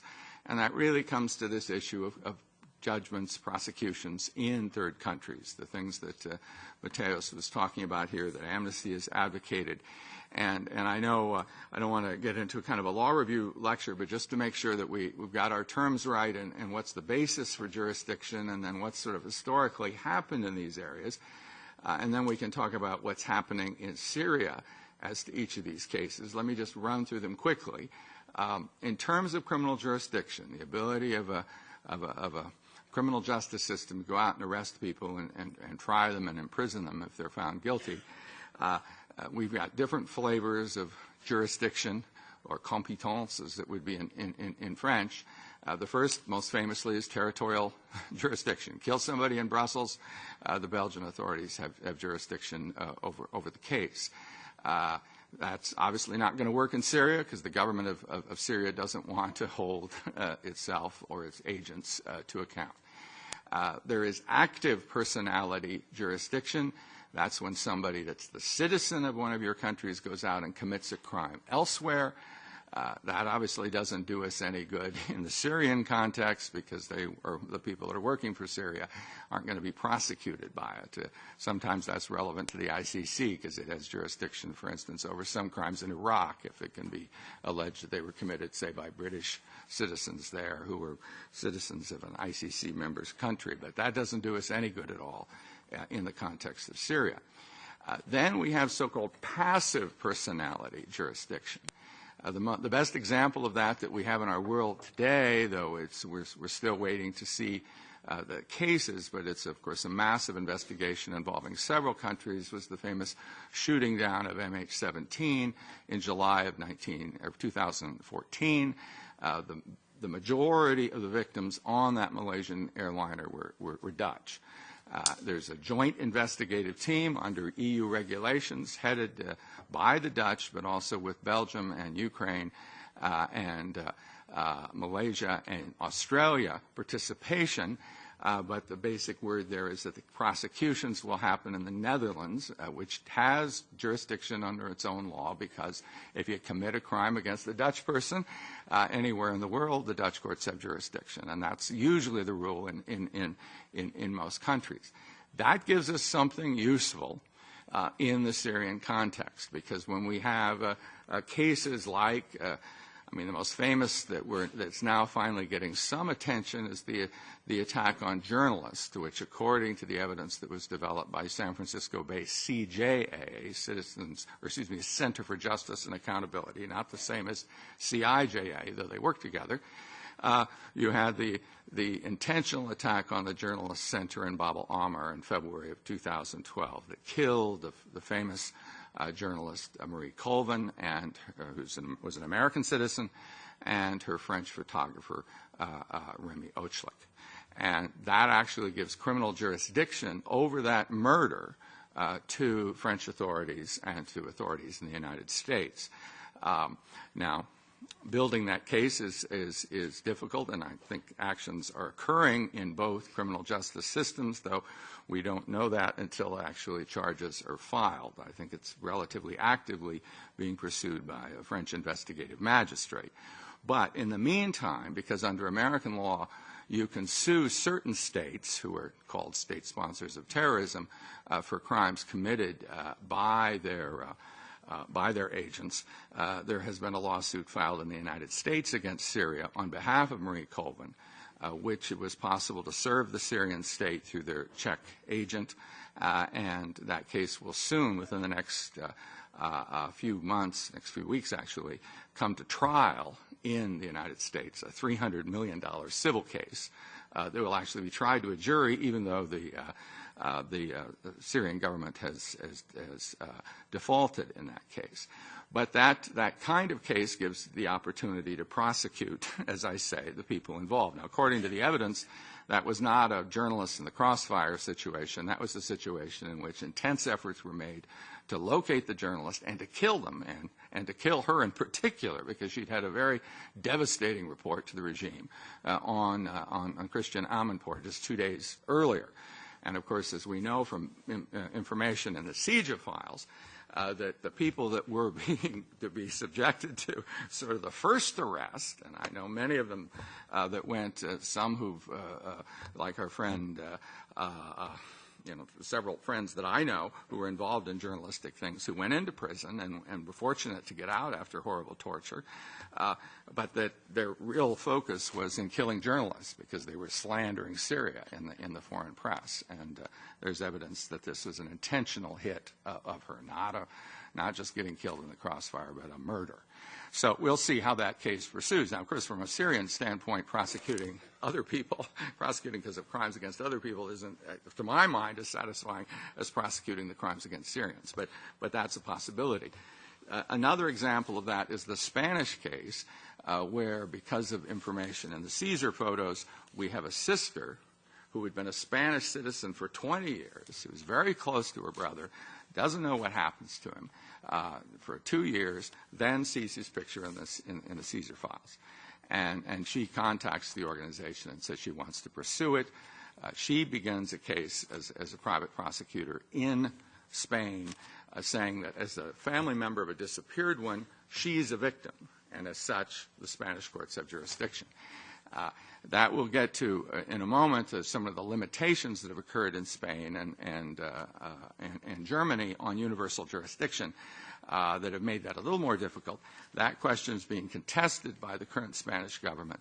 As I understand, it has now been sent, accelerated for review to the Spanish Supreme Court, and the Spanish Supreme Court will, perhaps as soon as next month, have a hearing on the question of whether a sister is a victim, or direct victim that can start a case. The international law is that, frankly, family members of disappeared persons are victims. Indeed, they sometimes suffer, certainly sometimes far longer, and every night dreaming and thinking about what horrible things that have happened to their loved one or could be happening. And part of the reason for forced disappearances is in order to intimidate and terrorize this extended group. And so I'm confident that case can go forward.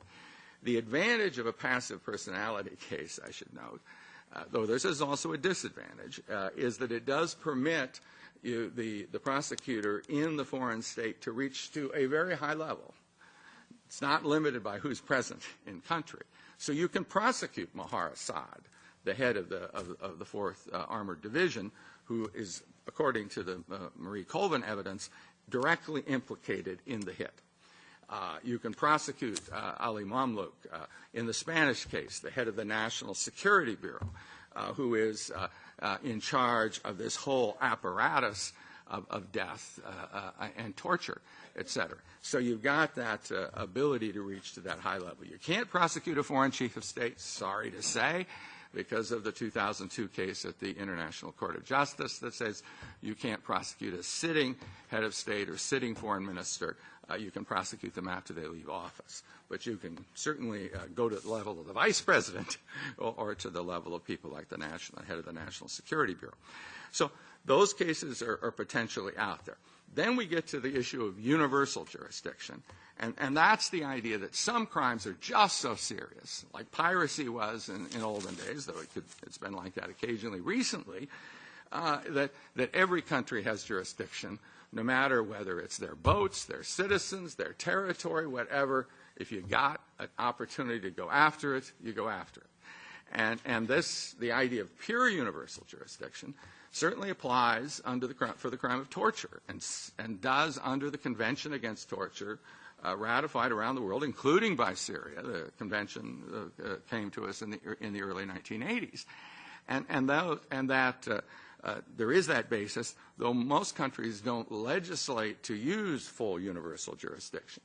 And indeed, countries that do have universal jurisdiction, like Spain and Belgium, that used it quite extensively in the 90s, for instance, were encouraged to limit universal jurisdiction and to require ties to that home jurisdiction, that home territory, before they actually pursue a case.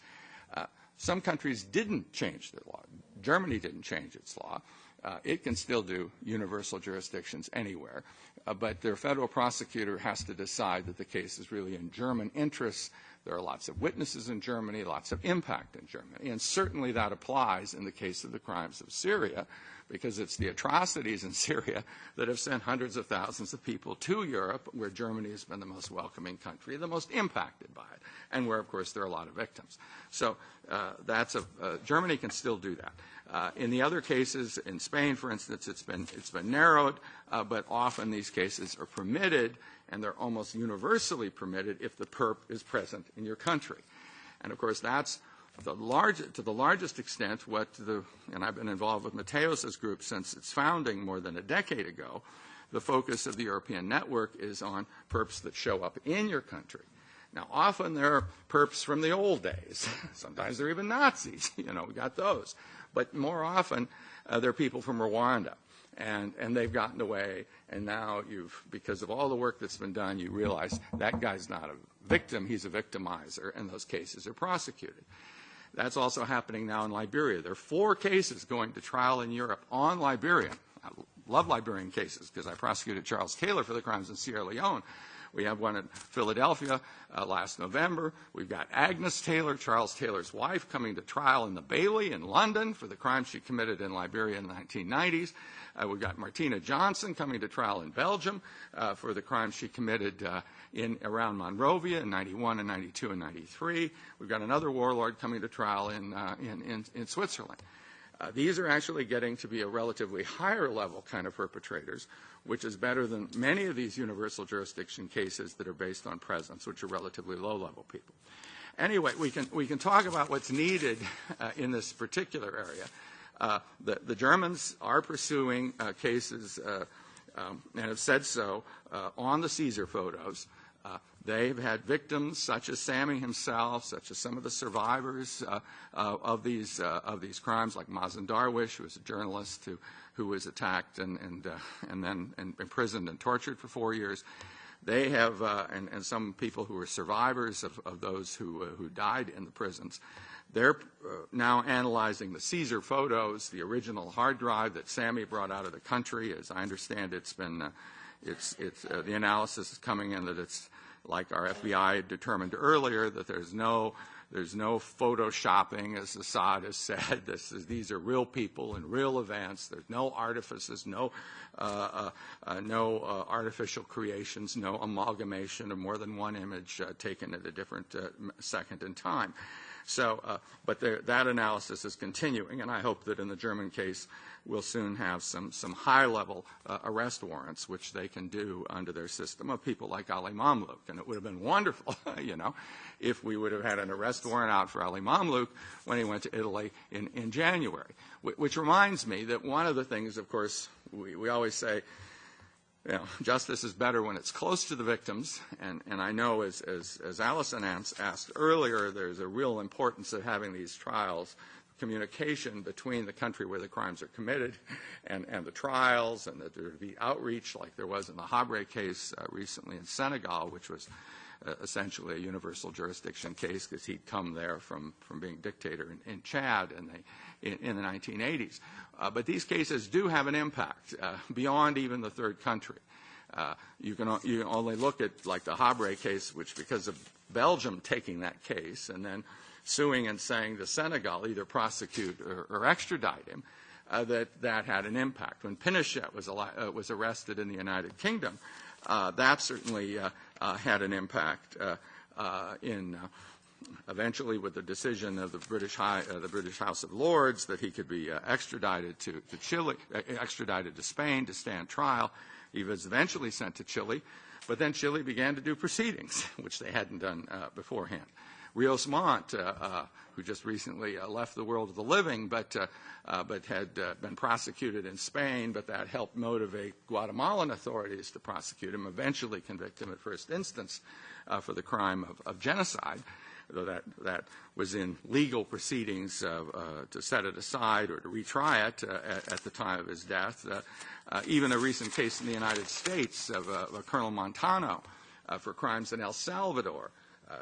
We supported in the Obama administration, and the Trump administration recently extradited Montano to Spain to stand trial for crimes in El Salvador. El Salvador has now eliminated the amnesty that came in the 1990s. So when you do these cases in third countries, they really can have an impact.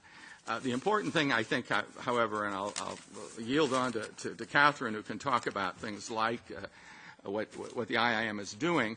But one of the challenges right now, having spent a lot of time talking to individual prosecutors and following these cases and trying to make sure that the connections are made, is that each prosecutor, these units do come to Mateos's meetings and share information there, but then they go back and do their own thing for 360 days of the year. And if we can actually bring them together and work together in these cases and work with the IIM, because I know we actually have some cases, some relatively high-level perpetrators of Syrian crimes in Europe in countries that don't have experience. And if we could bring the people together into something like a joint investigative task force like has been possible with MH17, I think that would be of enormous value, and particularly with the benefit of the IIM, with the materials from CIJA, from the Commission of Inquiry, from the JIM, et cetera, to deal with all of the sort of complex contextual elements and understanding of the structures and command and control, et cetera, that are so important in this area because, as Mateo said, these aren't ordinary bank robbery cases. They're more complicated than that. But working together, then each country can do the kind of case that fits their system the best, but then be sharing information with other countries on those cases where perhaps their own system isn't the propitious forum. Anyway, so that's I've probably gone on too long, but just in terms of explaining why they're, it is hard, but it's so essential and necessary. I left the job in the State Department 2.5 years ago, and I'm never going to give up on this. I mean, we're going to get these guys. They're going to go to trial. I mean, when we see these people like Rios Montt and Habre and Pinochet finally face justice, that's what's going to happen to Ali Mamluk. That's what's going to happen to the people that caused those eyes to be gouged out and those people to be left on those morgue slabs by the thousands at Caesars Hospital. The day of accountability will arrive, but we need to not to die with a secret that it's happening. We don't have to let others die with a secret, because we need to show that it's coming so that we can begin to have an impact and to prevent these crimes and give some hope to the Syrians that have been working on this and really feeling the world has abandoned them for the last 7 years. So they keep working on it until the day when justice, as it surely will, when that day will arrive. Thank you very much. Thank you.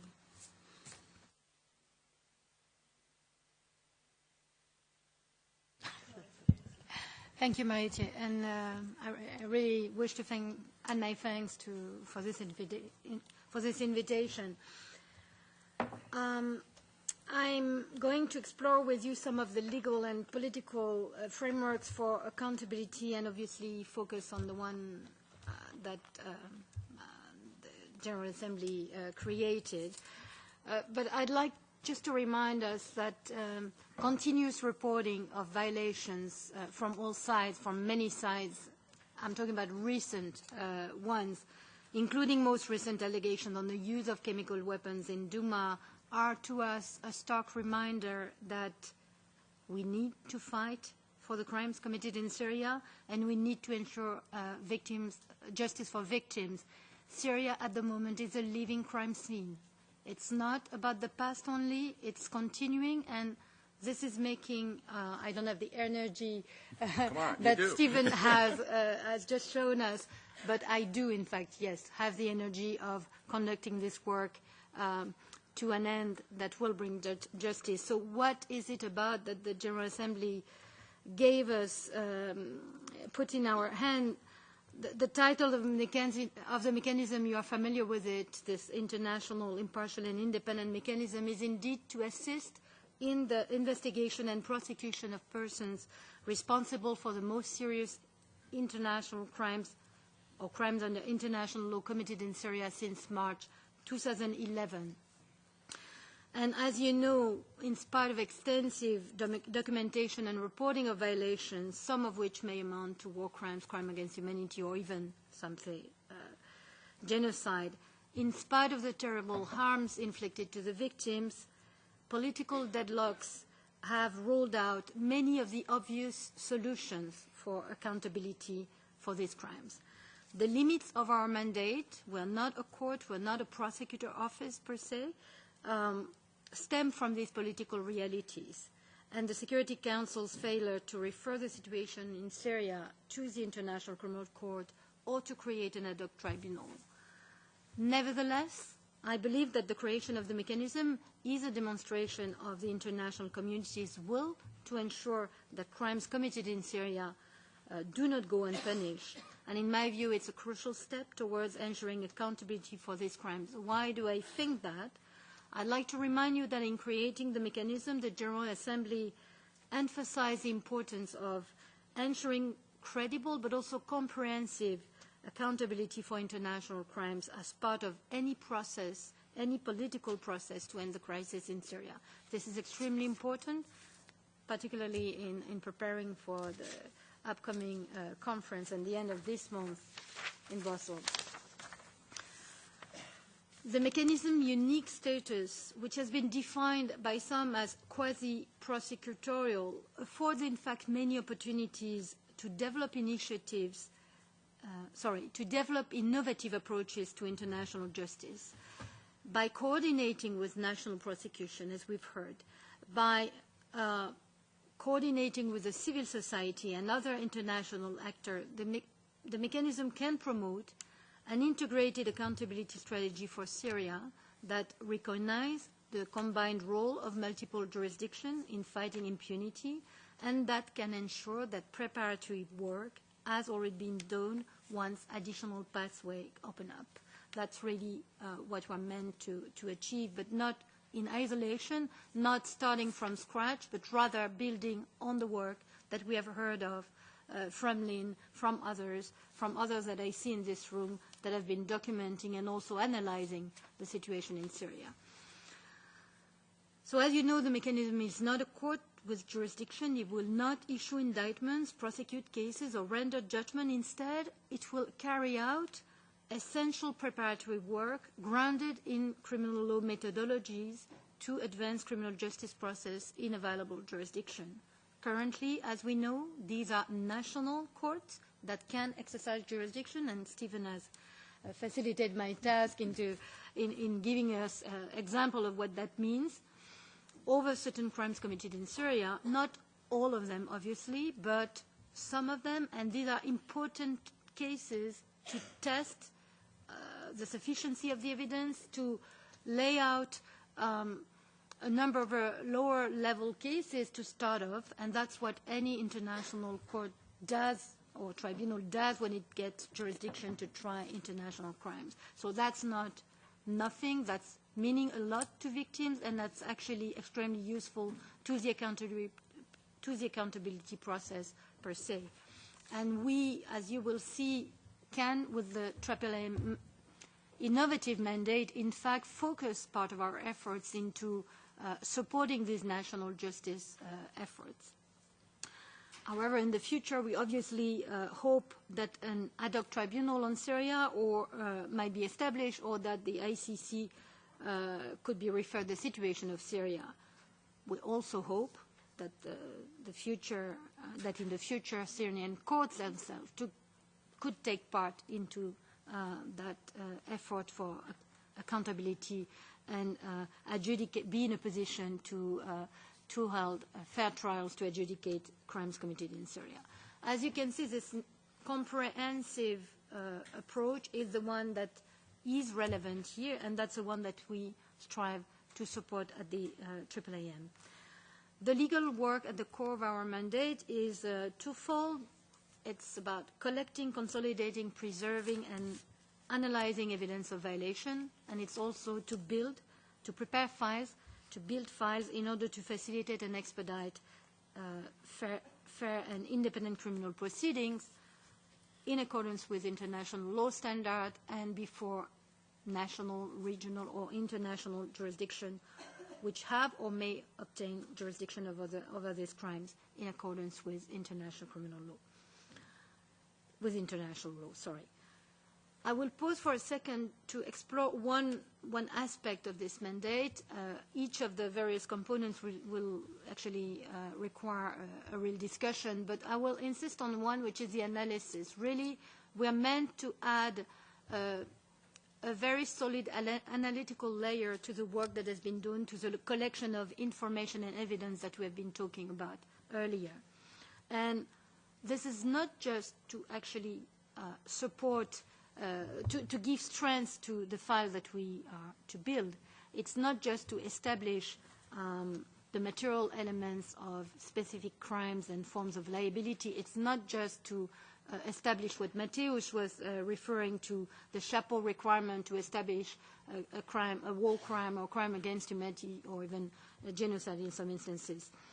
It's also the analytical work that is indispensable if one wants to capture the overall context, and very important part of that context to conduct a meaningful selection of cases and to build the cases appropriately. So what some of our colleagues from national jurisdiction have referred to as structural investigation, or as the French put it, enquête matricielle, these are these broad investigations that are really to lay the foundation for the building of cases. And in a way, we are going to reproduce that in the AAAM, not just with a narrow scope of one side to the conflicts or one particular group or only the regime, for instance. We are going to look at it in a holistic way to be able to make our selection, to make our collection more meaningful, but also to make our selection of cases more grounded. And what are we talking about there?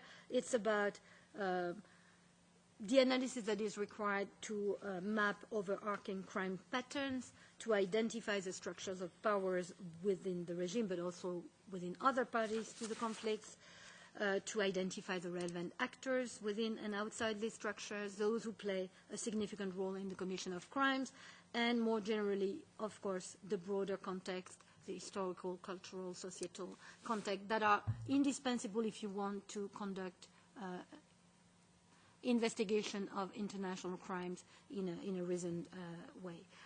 What are the guiding principles that we are operating with? For us, independence and impartiality are clearly at the core of our mandate.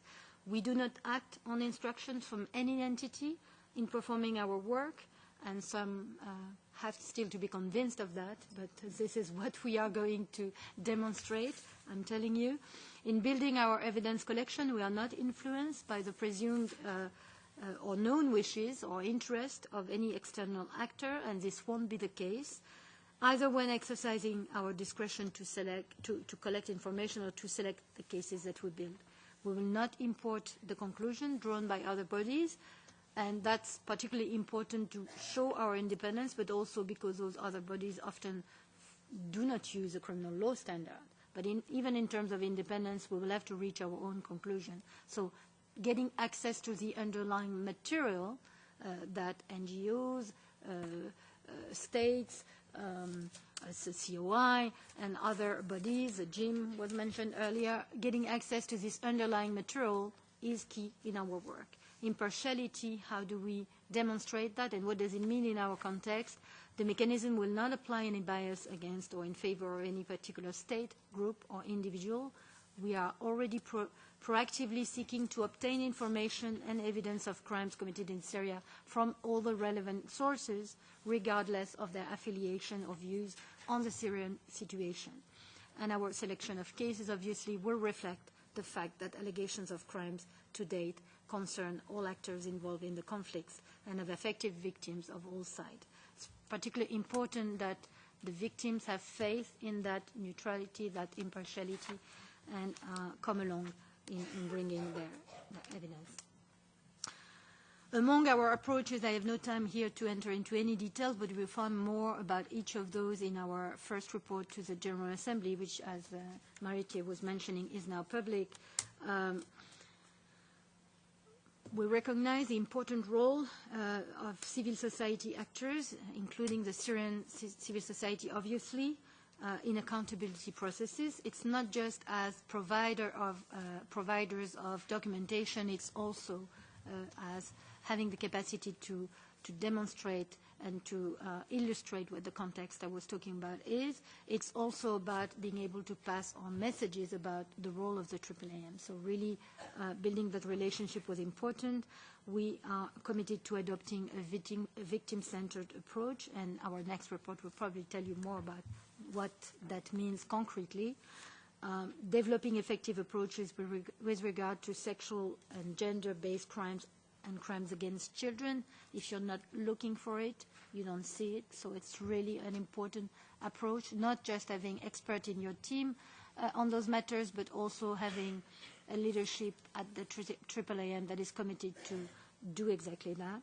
Not losing sight, Allison's questions was actually raising that comment, not losing sight of the broader transitional justice objectives and facilitating those by adopting smart strategies as you collect.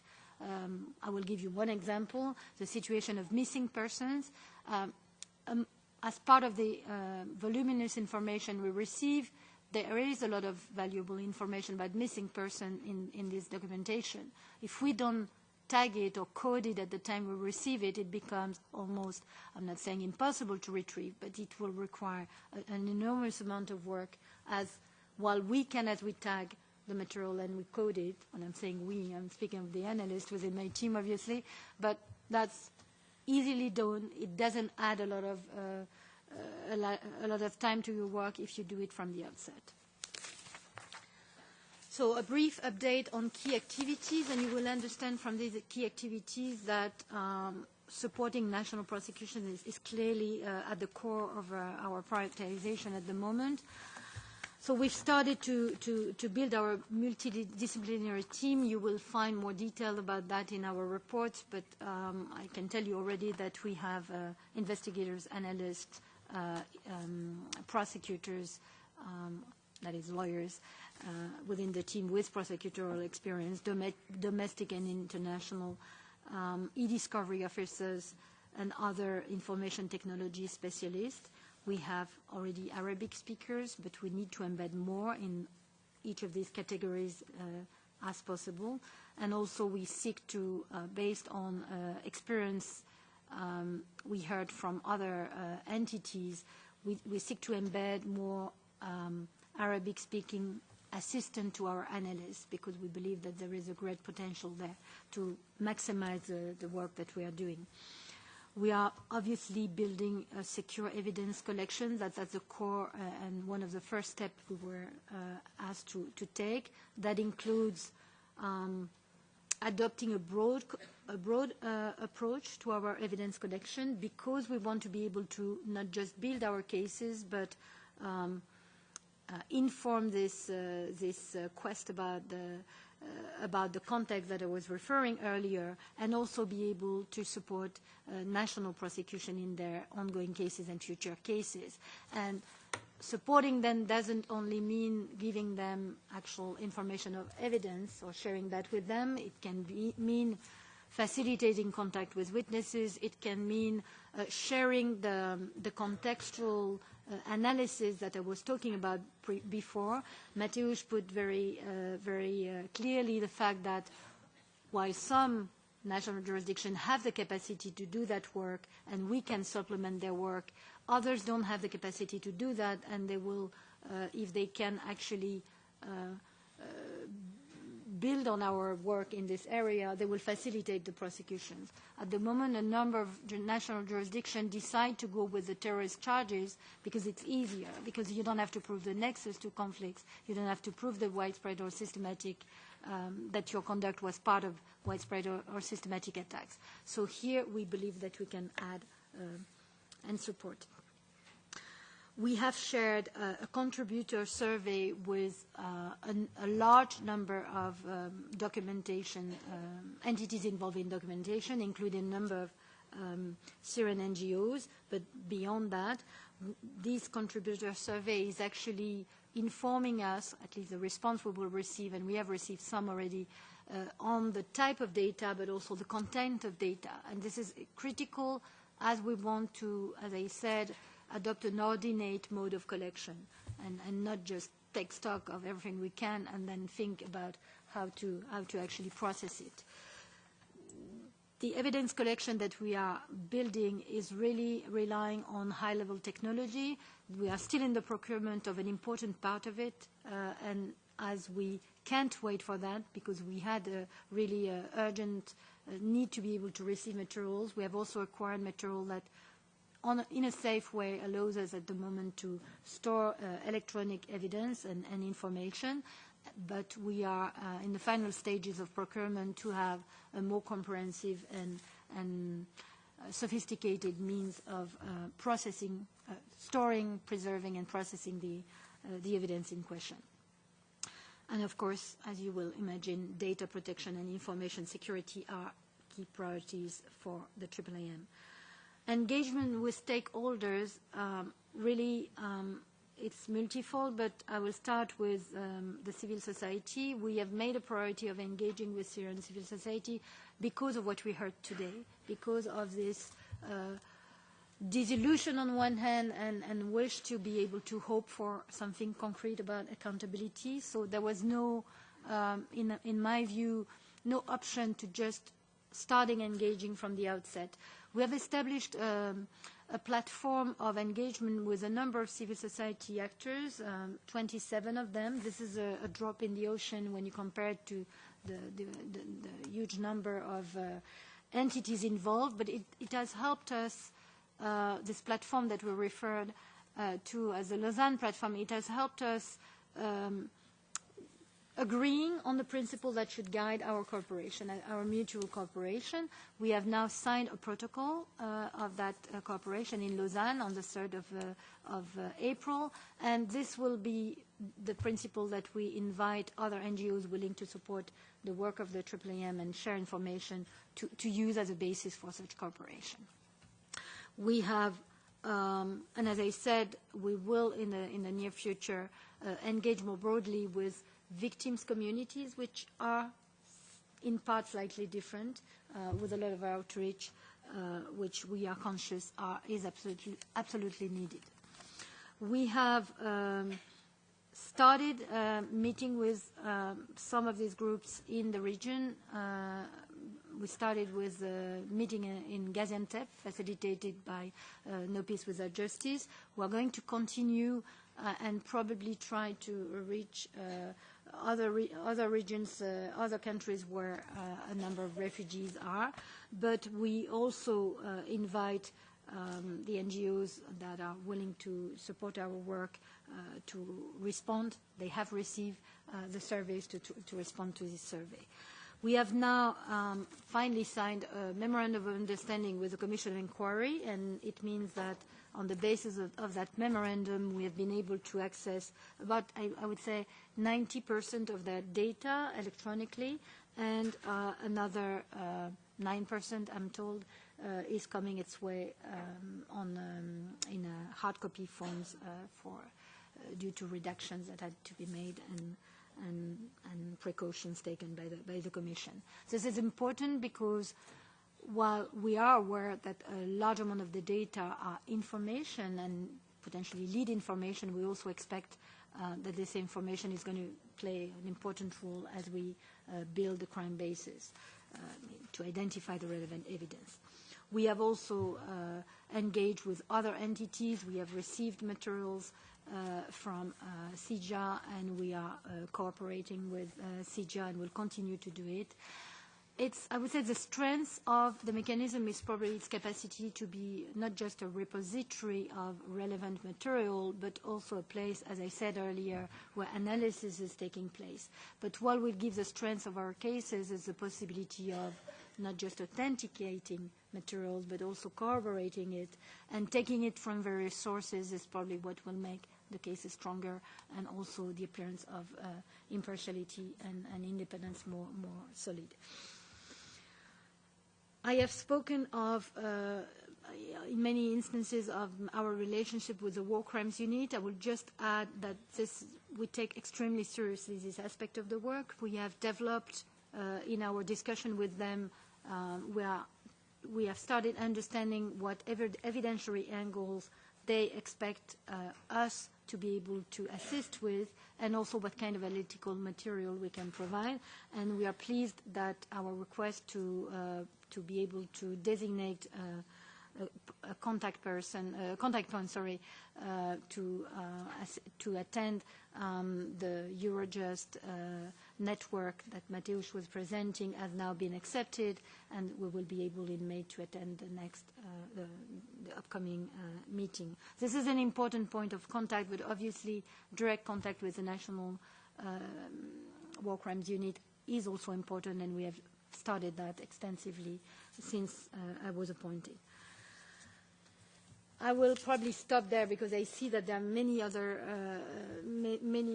we still have Vesma to speak. I will just tell you in conclusion that I am extremely confident that while it will take time, the work, this preparatory work we are talking about, is going to change the approach to accountability concerning the crimes of Syria. I have no doubt about that. Thank you. Thank you very much.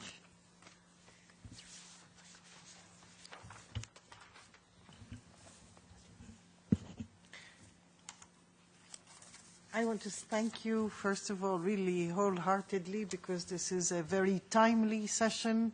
And for those of us who work more in the political sphere and in negotiations or attempts to negotiate, we look with impatience towards some evidence that might change the game in the political sphere. But that raises a different set of issues and observations that I would like to make.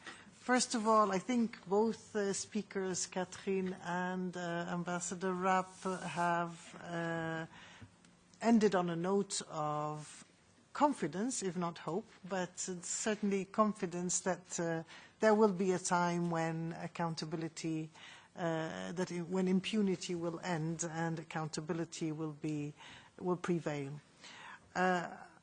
I think we continue to live in the political sphere with the belief that justice hampers the political process, that it it is a factor that might complicate, that will prevent reaching the kind of compromises that need to be reached. And we continue to live with this assumption, unfortunately. I can refer to one very senior person from the Tribunal of ex-Yugoslavia, who, when we said once Assad should be prosecuted and justice should be rendered, she said, "Why do you want to repeat what happened in Libya? We were having those secret talks and it was so promising, and here we were, suddenly the sentence against Gaddafi came and it ruined the chances of having a political process." How true that is, I do not know, but from Gaddafi's statements, we remember that he was not quite saying what she was suggesting. Recently, European countries have been saying and encouraging Syrians to document intensively the crimes and to identify the culprits, because they say, we tell you impunity must end, but they don't tell us when. Certainly, crimes must be punished. We all know that, but when exactly is our big question. I think the IIIM was a brilliant initiative. It is brilliantly led by this lady next to me. It is really our major hope today that it can deliver something.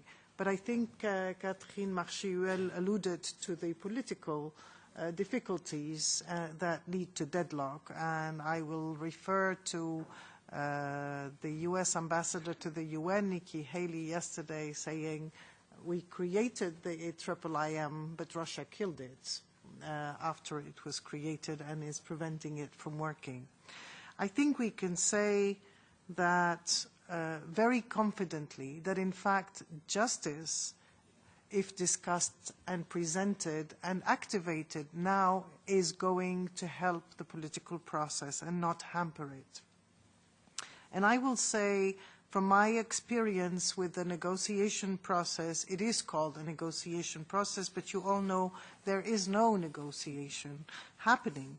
The political opposition has made important concessions over the last 2 years, saying in the name of a realistic solution for Syria, in the name of a peaceful transition in Syria, we will cooperate with what the Special Envoy, the UN, has designed as a political process, as a negotiation process for Syria. The fact is that within those over 2 years now, there is no partner for a negotiation. And as you all know, the political process was interrupted. It was never the opposition who suspended talks or withdrew from talks. It was suspended because there were attacks on the ground, and the latest is when we sincerely believe there was an intention, a genuine intention in Russia to pursue a political process. Well, the return to the full military operation against Ghouta in the Damascus area was a huge disappointment, not with the regime, we had no illusions, but with Russia, definitely. And Russia with Iran, who joined the regime in this awful attacks. You will note also that when we, as opposition, agreed to discuss the formation of a constitutional commission in order to discuss a constitution for Syria, knowing very well that a constitution is not going to change the dynamics on the ground, but for the sake of the process, we would engage, and we did engage. the opposition at that moment had muted its demand of Assad's departure. I'm saying muted, and I say implicitly agreed that negotiations, a process, a plan would lead to his departure. Now, what happened while we were talking about that? The regime used chemical agents in Ghouta. We are saying, really as a conclusion from what we have experienced, the political process or the Geneva process, I don't want to call it negotiation, the Geneva process is increasing the impunity. And that is what we are seeing and witnessing and experiencing in Geneva. So it is not delaying, it is really increasing the impunity. And I think we need to reflect on this issue. The regime in Syria uses the state as a means to wage war against the people. It is now using the Geneva process to basically, as an opportunity to reorganize for the next battle against the people. So where does that leave us? There is no mention of transitional justice in Geneva. There is, until today, no formation of a working group, as we have on commission, on constitution or on elections. There is no group on detainees until now, whereas this issue is in all of the resolutions of the UN. Again, in the name of realism, let us set aside this issue because we cannot talk about it now. But pursuing justice, I think, has really become the most realistic approach. So in the name of realism, we need to bring justice on the table. We need to turn the volume on the work, the incredibly promising work that is taking place at the moment, to really show that the community that is working on these issues, on the issue of impunity and accountability, is ready and is a player that may help us in the political process.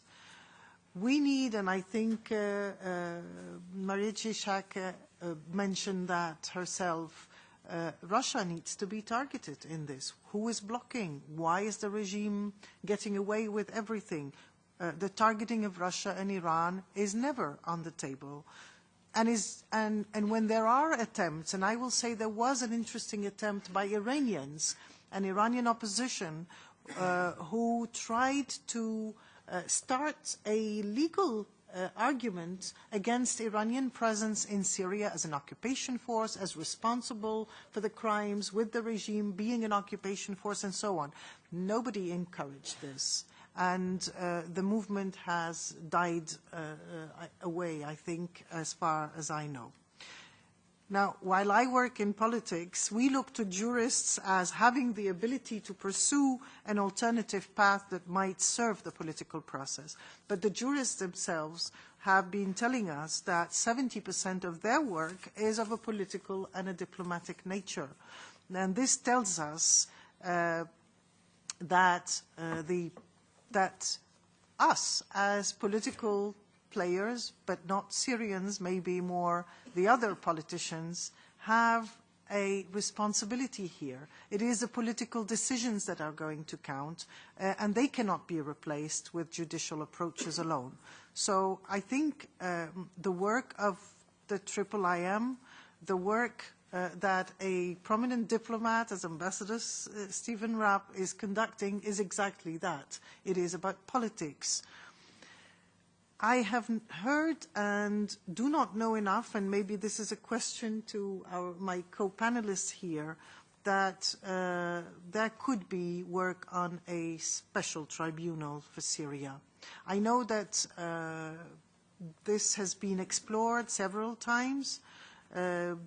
Whether it can be set outside the UN, the precedents are not very encouraging. One of them is Iraq, maybe, but it's such a bad precedent that, and set a set of trials that had no credibility and was seen entirely as justice of the victors, Obviously, it is not an encouraging precedent, but I would say for Syria, given the international consensus, given the evidence, it would be a tribunal that it would express the consensus of the international community to rescue its values and its moral standards.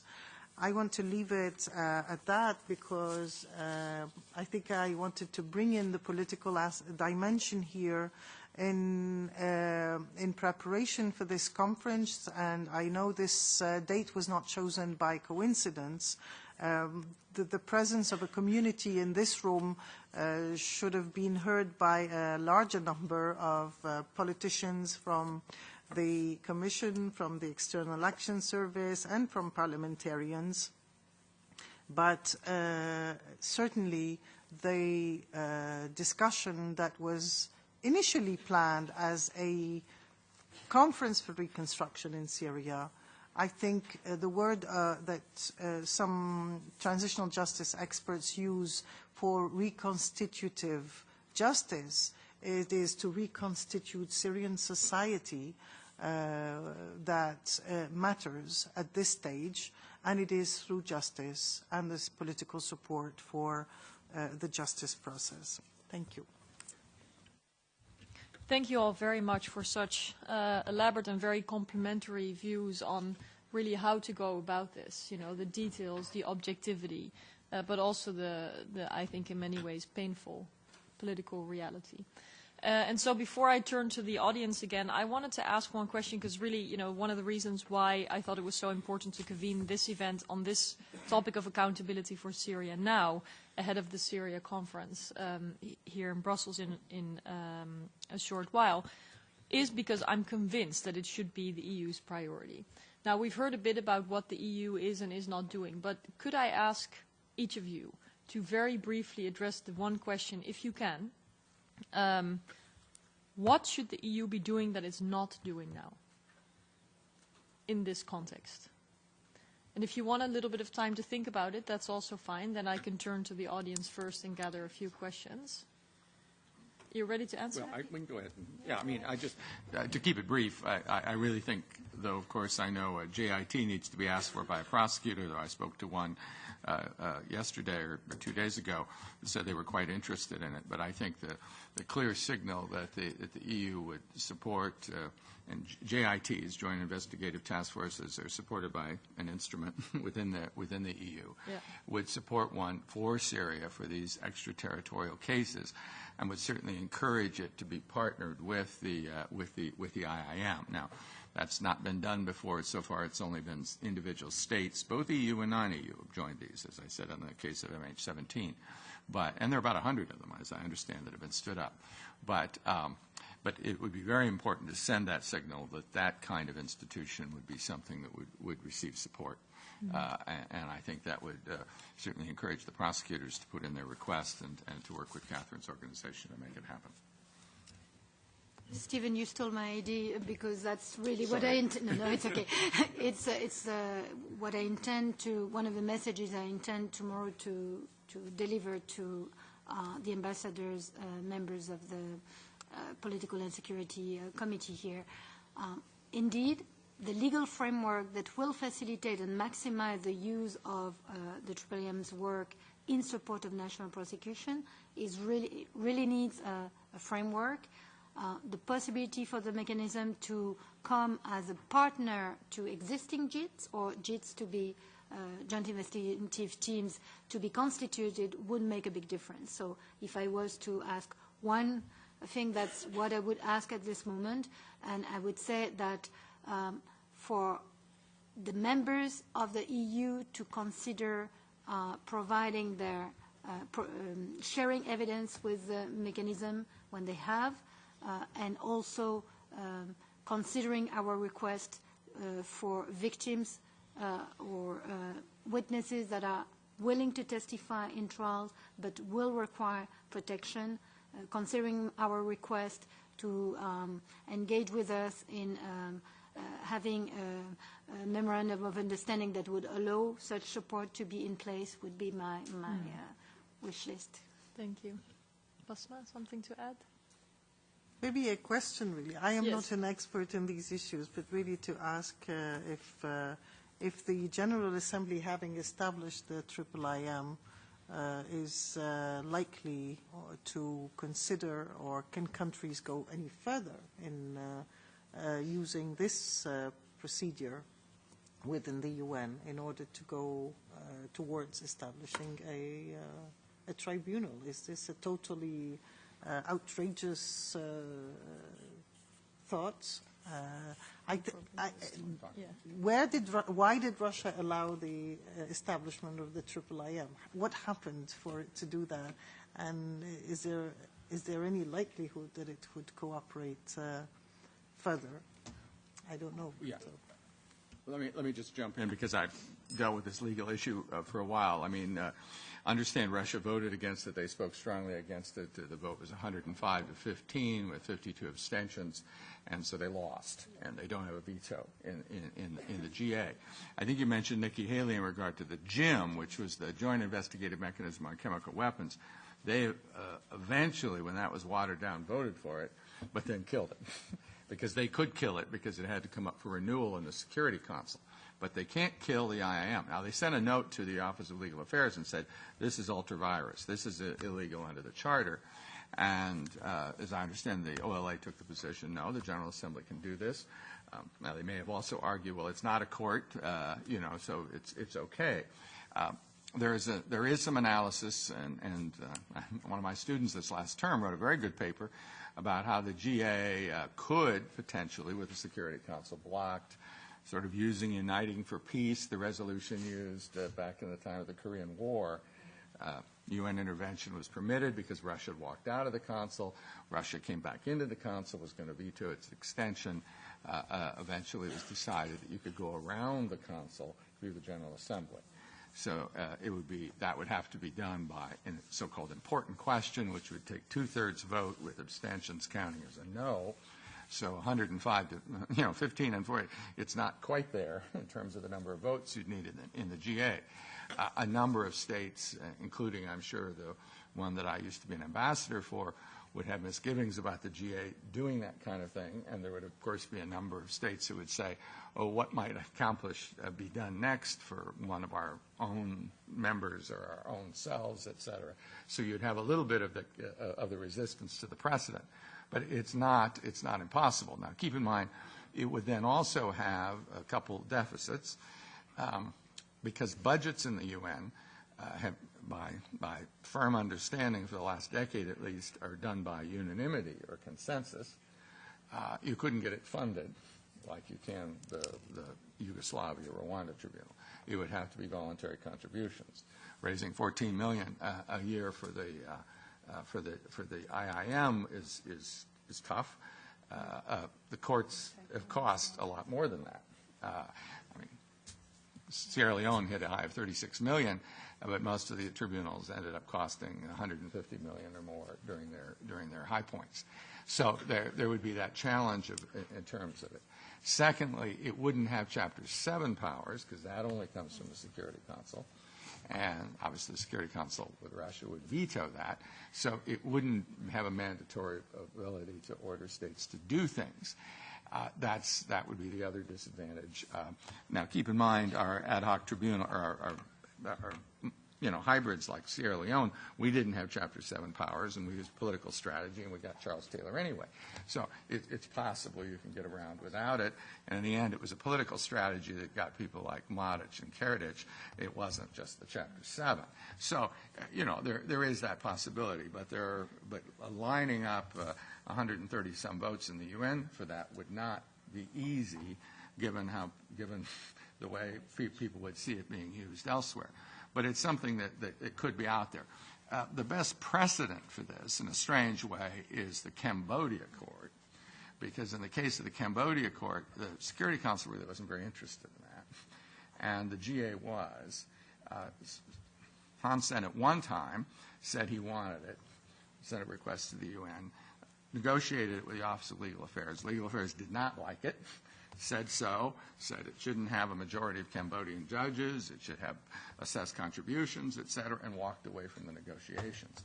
The GA then voted to say, no, Secretary General and your Office of Legal Affairs, go and negotiate. So in a sense, the mandate to negotiate this Cambodia Court, which ends up being an agreement between the UN and Cambodia, nonetheless, came from the General Assembly. So it happened that way. But keep in mind, you're not going to have an agreement between the Syrian government as it stands right now and any part of the UN. A third alternative that was looked at, and this seemed a bit like a court supported by skyhooks, but my friend David Schaffer wrote a guest piece on it, but was the idea that maybe the General Assembly could ask that the Secretary General meet with countries in the region and discuss what could be done to assist with accountability. And that could result in perhaps a court in which countries in the region assign their rights to pursue the case to the UN in a mixed court, like Turkey and Jordan could do it. Now, obviously, any country in the region may have its own interest, its own side, its own whatever. But if they send it to the UN and have an agreement under which the court will be appointed or elected by the General Assembly or something like that, or broadly, they could get around that. But there was a fair amount of concern that put too much emphasis on the countries in the region and their politics, and was this, in a strange way, what's the jurisdiction that they're transferring? It's sort of like transferring their universal jurisdiction or perhaps their protective jurisdiction. There would be good arguments that really Jordan and Turkey do have full jurisdiction for the crimes that are happening protectively because they're so impacted. Could they send that to the UN? But that idea was kind of shot down, and those countries haven't put in that kind of request. So anyway, those are some of the options. But at this stage, of course, the idea of doing things at the national level, where there's absolutely no question that countries can do these things and have the capacity and have been doing cases out of Rwanda or out of Liberia or elsewhere, that we really ought to take advantage of that and work that particular angle. And if things develop where we are not getting anywhere, then perhaps to give these other ideas a try again. But they'll be difficult to implement and be expensive and hard to pay for. Thank you. Now I'm going to look at you. You've been patiently waiting to perhaps address questions. Is there anyone who would still like to ask a question? If not, then I think we have covered a lot of ground. And I deeply hope, and I really want to echo what Stephen said before, I hope that today has contributed to the real accountability that I am fundamentally in agreement with you, and many of you have said it. The day will come. The day will come, and we each have to do what we can and what we must on a political level in making available budgets to facilitate the difficult, independent, detailed assembling of evidence from whoever has committed these crimes.